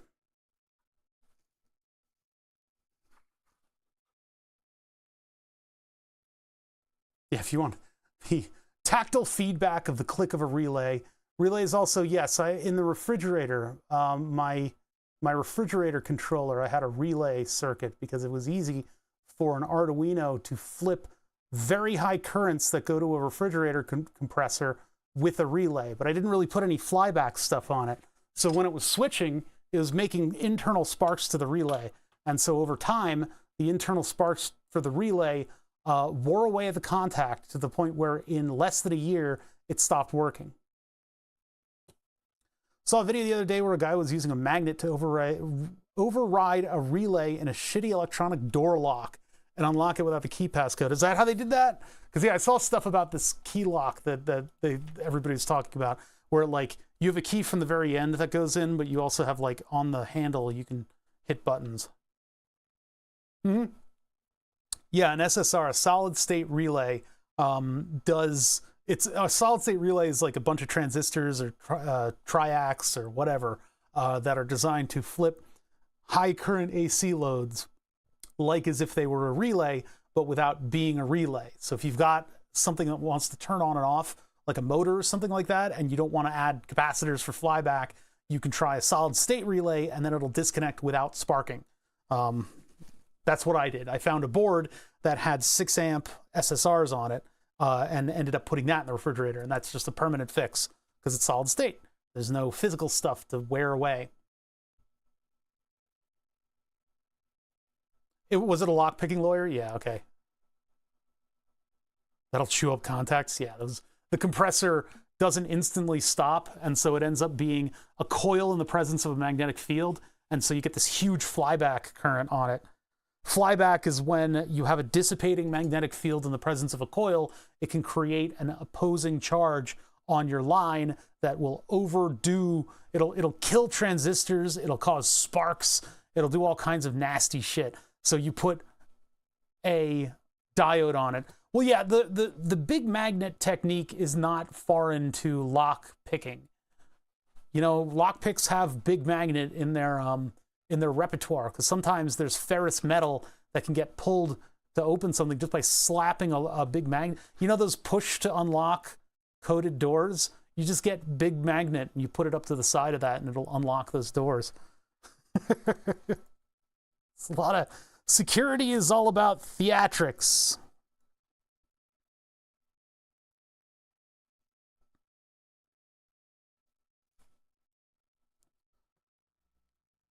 Curse you.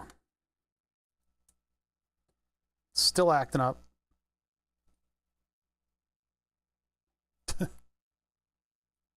Magnets are both the cause and cure for all of our ailments.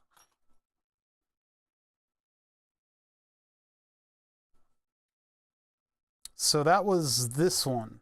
We're looking at we might have been looking at the wrong channel. Hold on a second.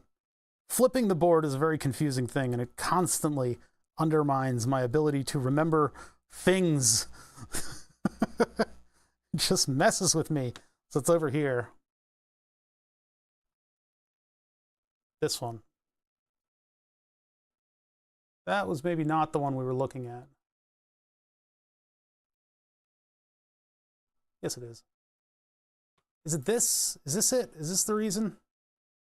We should at least, like, if this were disconnected, we should at least be seeing, like, a floating, it should be red and green and not just off.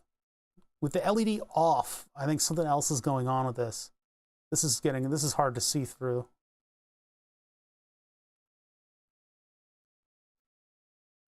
Get all this nasty stuff out of the way.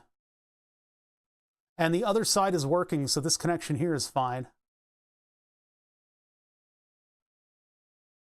And if these two were connected, we would be going full red. And it's not going full red. Hard to see. Hold on.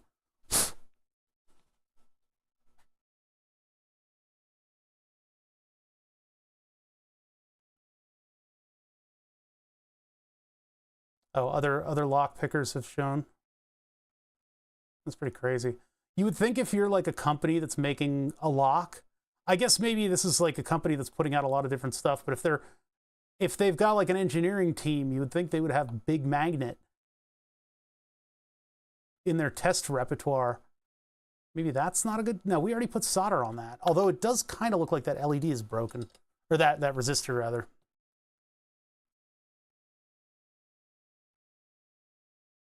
What about perf board? What's up, Deano?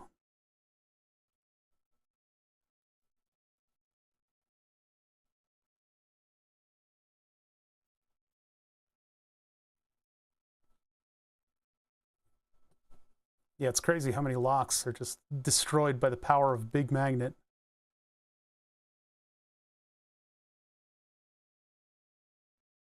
Making sure that whole LED is soldered in, even though I'm going to be removing it in a little while.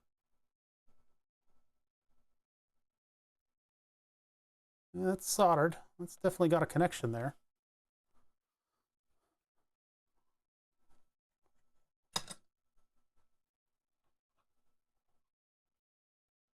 Did I call it breadboard without realizing it again? That does not look soldered.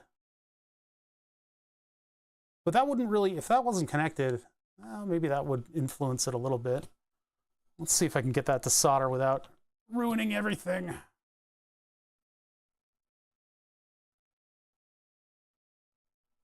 Oh, somebody asked. Sorry, Jesus. What kind of board is that with the holes? Yeah, it's breadboard. Or no, sorry, it's not breadboard. Perforated prototyping board, or perf board. Breadboard is the one where you don't solder, and it's derived from actual breadboards, like cutting boards that people would use to build circuits on. But this stuff has vias that are plated through. This is breadboard. Solderless breadboard is sort of the logical first step of building electronics, because you can remove stuff from it, and it's got internal connections. But yeah, this is perforated prototyping board. This is your semi-permanent electronics setup board. So when you're looking to sort of put your circuit down and make it a solid thing that's always going to work, then you use this stuff. This is the alternative to making a PCB at your house, or getting a PCB made abroad. It's still not working, son of a... So this is how you would be able to quickly create your circuit in a semi-permanent form for your own use. Building a PCB takes a little bit more forethought. You have to kind of finalize your circuit and sort of know what's going on. I'm going to clean this wire up because it really bothers me. And then people all have their own techniques with this stuff, this perforated prototyping board. I got my own set of techniques that I'm using to do this stuff. I'm using wire wrapping wire, which was used in development, the old style of development where you wrap wires around posts for chips and stuff. And wire wrapping works really well. Wire wrapping means you can have almost an infinite number of layers, depending on how tall your posts are. You can have like 30 layers to your circuit layout. People still use wire wrap quite a bit. And for a little while, it was used in Vietnam for radio electronics. This isn't going to work, is it? No, that was not. That was destined to fail. Maybe we could just clean it up with a little bit of heat, because it just looks nasty. I can barely see it from my perch, but this don't have to look good. It just has to work.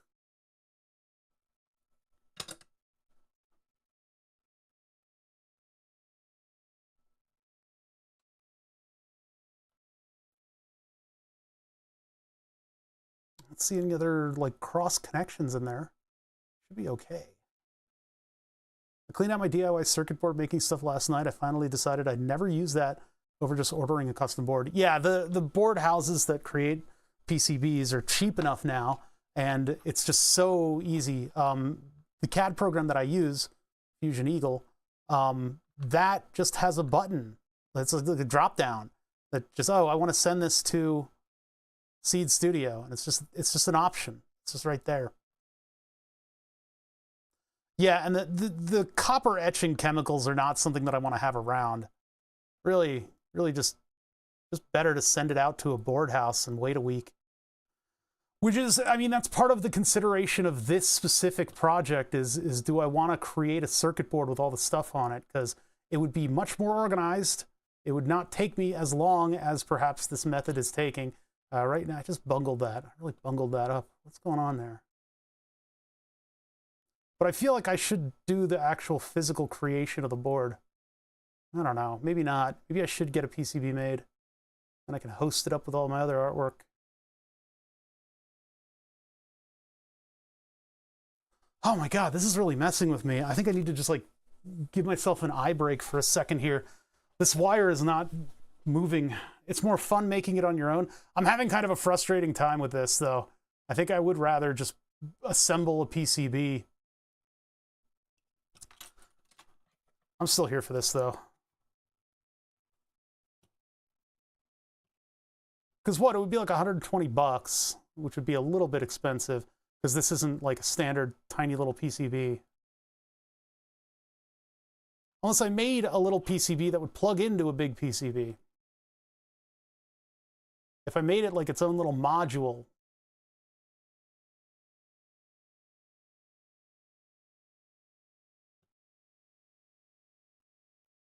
Well, that's not pretty, but it does get the job done. Which could be said about this entire board. Is there solder in there? Okay, no, there isn't. There really shouldn't be, because that would be unfortunate. I just can't see it because of the placement of the Captain tape. Everything seems to be okay. This guy. Let us go back to the power supply. That's a little weird. That's a little separated there, but I think it's okay. I'm willing to keep it. Let's just check it out. Let's see if it works. The other way you can do it is doing a CNC PCB, which I think would be fine if I did a CNC PCB for this. You have to spread out a little bit more because you're fundamentally dealing with only one layer. And if you do vias, you have to either solder a wire through it or actually have the little riveting kit for the vias. So I think that's a bunch of trouble to go through. This channel is still not working. It's still broken. And it's only one channel. It's only the one side of this circuit here. And the fact that the other side works at all, like this side works, so power and ground are getting to the circuit properly. But then this one does not. That barely looks soldered. I think I need to work on that a little bit more. I have all kinds of machines in front of me, and I don't have time to explain them all. One is an M303, which is a legendary acid house synthesizer turned into a VCO by acidlabs.de. They tried to hide a couple of the chip's identities from us, so we took it personally and figured out what those chips were. I still haven't repaired it, because in the process of repairing, I realized that I don't really have the equipment. Why is it so dark? I don't really have the equipment to test synthesizer modules. So what we're building is a synthesizer testing module, or rather a modular synthesizer testing module. So I can get a couple of test signals out of this and in turn measure signals coming in. And we've got a whole scheme to do that. And I've been trying my bestest to build all the hardware for it, because the software is going to be a huge undertaking. It's going to be a major pain in the ass. Applied Science had a cool video about the Micronix SLS printer and how he mixed copper powder into the nylon powder and was able to make PCBs out of that. He did a lot of really crazy stuff with plastic and conducting materials in order to make PCBs. Get your hardware done. Wait, where did that one show up? That one's in the YouTube, and it didn't show up under Matamuse. Why didn't that show up? Did it show up? No, it didn't. Huh. Oh yeah, there it is. There's Weaselbox. Oh, now it did. I'm cheering you on. I'm working. But he did a lot of really cool stuff with printing PCB traces on plastic. And I thought that was extremely cool, because then you could do like the Daft Punk helmet, or sorry, the Ruiner helmet. I really want to make a Ruiner helmet one day. I don't think I'm going to be able to. But the Ruiner helmet has a bunch of panels that have different, it's basically a low pixel screen, but not a super low pixel screen. It's enough that you can do like a blue screen of death, on what's essentially, it essentially looks like a motorcycle helmet. And in order to do that, I figured that I would have to print traces on plastic. That would be the best way to do it and keep it from sort of overwhelming itself. And the other way to do it would be with fiber optics, but that's a crazy thing to do. Uno, dos, tres. This one still not working. Double, triple check the solder points. Those are connected. The resistor appears to be there. It looks like it's connected. The only other thing that I can do, that I would think to do, is to ohm stuff out a little bit. The fact that the opposing side works means that it's connected properly. Like this side means that the chip works okay. So why would this side then not be showing us stuff happening? Minus and plus are connected. Plus doesn't appear to be shorting into anything. The wire connection to the chip is a little bit weird, but I do see solder there. I don't see any bridging connections anymore. Those pins seem okay. Can't complain about the LED, so let's ohm it a little bit. Let's get some ohming stuff out and we'll see if our connections are properly in there. So yeah, this is a USB-C or 15-volt DC to modular synthesizer frame that we put together. And I did the whole power supply to that. That took a little while. Longer than I would have liked. It's been a slow process. It took longer than I would have liked, but it works now. And we've got meters for our 12 volts and our 5 volts going out to a test module. We really should be seeing current being used up by this thing, but it's I guess so low in the milliamps that it's not showing up.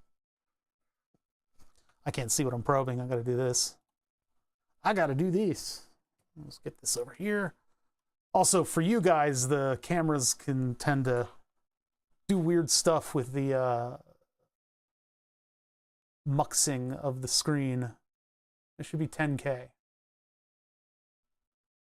10.18K. Okay, so that resistor works.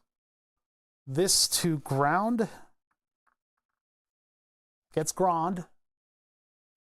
This to negative 12 volts. It's a matter of ohms. And then this, what is it? 4 is negative, 8 is positive 12 volts. So this to positive 12 volts. I saw ohms in there. I'm willing to count that. Yeah, 0.5 ohms. And then it's this one that's dead. Check to see 1 mega ohm. How about you should get a diode check if I do this. Oh, we're not on diode mode. Diode mode, ode. Check it in one direction and then the other.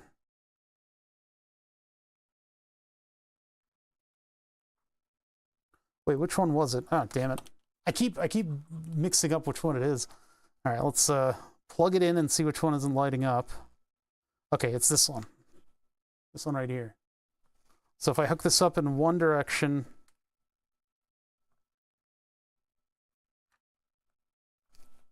where is it? Sorry. Oh, what's going on here? I got 1 volt, but nothing coming out of the LED. And what if I go to the other direction? There's red. So what about green again? Green is not lighting up. It could be that the green LED is dead. I don't know if I tested these individually. Or would something in the circuit be setting me up so that this doesn't work? I don't think so. Because if I hook this one up, that'll light up. Green? Oh, okay, so maybe it's something in the circuit. Yeah, and then this will probably go red. Yeah, that goes red. So these LEDs are 2 LEDs in one. One goes in one direction and it's green, and the other goes in the opposite direction, it's red. And the blocking characteristics of the LED, the diode, mean that you can run them forwards or backwards, and one will block and the other will transmit light. But I can't test them in the circuit. Can't test them in circuit for the green. I can test them for red in circuit. That just means that I've got even less ideas than I had before.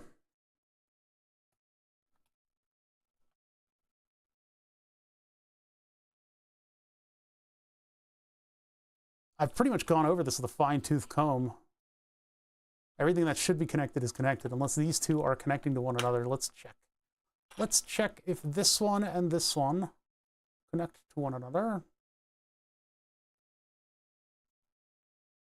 I get 10 mega ohms. You can see it's right there. It says 10.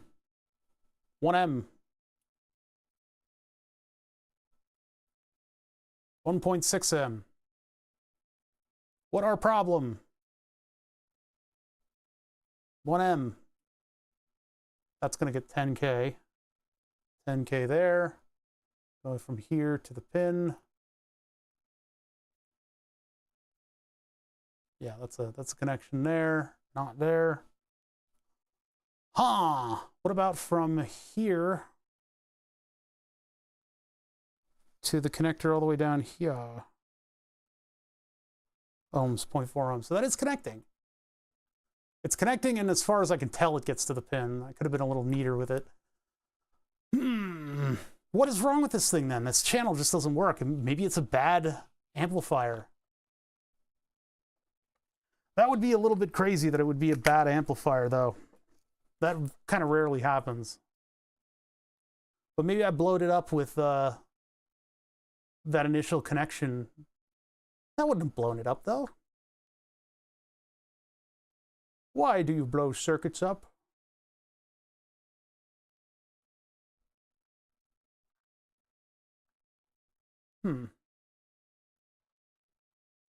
Well, I guess I'm going to spend my Wednesday assembling the circuits in this thing and hopefully getting them to work.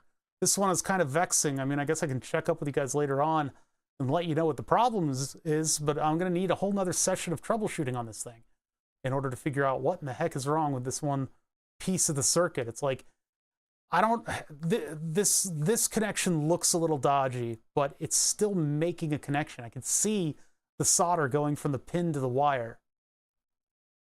And it's a very simple circuit. It's a very simple circuit. So I really don't know what's going on there. I may have to pull the chip and put a new one back in. In the meantime, I have to make those resistors a little bit less strong. They're trickling charge through, and that's making everything very dim, which would be fine if I was giving this to Julian, but I need more feedback than that in the circuit. So I guess we're going to break for the night, and I will be back, not tomorrow, but Thursday. I'm going to be back on Thursday. We're probably going to be doing the same thing. I'm going to warn you guys that there's a lot of hardware that we got to get through. I'll do what I can, but you know, this kind of stuff is just the way it is. We would be doing very similar debugging on a printed PCB, because when you get that in and you solder it and everything, it's like, you know, sometimes there's bad solder joints and things get a little dodgy. So we'd probably be doing very similar work. It's just things would look a little bit cleaner. Weaselbox. That's okay. It's okay. I appreciate you guys, and you guys on YouTube, you folks out on YouTube. What is our like maximum? Oh, I got a bunch of likes. 6 people watching. That's pretty cool. Hey. And then we lost a ton of viewers because I had the what do you call it? OBS just went and then died. So for all 2 of us on YouTube, there are 6 of you. It's incredible. Bring back the fart box. Yeah. BrinkGG linked me to a tutorial that I can use to get Docker, and through Docker I can get the Mosquito stuff, and that means that I can have Node-RED be the front end of all of my interactivity stuff in the shop. So do a little bit of reprogramming for Burn the Subs, a little bit of reprogramming for the fart box, and then instead of those being individual stuff that gets into the Twitch API, they're not 2 robots. We have 1 robot for the front of the shop, so that when my certificates expire, I can go into that 1 robot and change the certificates and get them up to date without being confused. Because last time I was very confused about why Fartbox wasn't working anymore. It was because like certain web certificates had expired. I tried replacing them. Nothing happened. I don't know what the problem was. It's one of those things where like if I let other people do this stuff for me, they end up going off and, you know, getting a life and a job. And they don't stay here in Babiesville with me being a big man baby and making little RC cars. So, and with them leaving, all of their methods and techniques and secret stuff leave with them. And it's like one of these things that I have to do in order to continue to maintain my own, you know, man baby toys in my shop. But yeah, over the break, I was working a lot on this RC car, and I like the way it's turned out. There's a lot more to do with it, and maybe we'll get into 3D modeling at some point for this. But we have a bunch of other projects that need my attention in the meantime. Namely, I should be way further along with this tester build. You know, Dave and Julian aren't being silent this entire time. They're talking in the background, and I hear those text messages, so I need to address them. But anyway, I will catch you guys later. You know, all these things, I plan on sharing schematics and the, you know, the STL files and stuff for these. If you guys like are interested in any of it, just let me know in Discord. I can throw you the files. In the meantime, though, I'm still working with all this stuff. I have not forgotten all of the stuff we need to do. I'm going to address some of it on Wednesday. I'm not, you know, I'm a human being, mostly being at this point. A little bit of human left in me, but I can only work so fast. So order 22 gauge wire set. You got it. Let me go to Amazon right now. And let me give you guys the end card on Twitch. I haven't set up Nightbot on YouTube, so you guys will have to jump ship. You can at least look at the cards under the Twitch channel, and that'll give you all the links you would need to go to that stuff. And so if I go over here and I go to search and I do 22 gauge hookup wire, hookup wire, and then I put silicon in there. Bada bingo. Firmery. 22 AWG stranded wire spool. It comes with like shrink wrap and stuff. I don't want that. I just want the wire. What is everybody's problem on this website? 22 gauge flexible silicon, same colors that we got. They say 22, it's 15 bucks, little man. Let's do that one. What? Oh yeah, we've got that, oh no, that's not the next, that's just uptime. 2 hours, 22 minutes, and 2 seconds. That was after OBS crashed. Buy it now, and then don't look at my computer screen. Don't look. People are going to dox me from the reflection of my glasses. Cool. All right, so that's on order. Thank you for the reminder. All right. I'm back on Thursday. Wednesday, I'll be on the Discord. If you guys, you know, care to catch up, you can hop into the Discord. I'm probably not going to be too connected with the Discord because I'm going to be here at the bench soldering, but you guys can always reach me through there. Hi and bye. Yeah, if you just got here, get out. Save yourself. All right, I'm shutting everything down. I'm not going to raid a channel. We're just going to stop, and I will catch you guys later. Have a good one, and touch grass. I don't know. Do whatever, man. You know, it's your thing. You do it.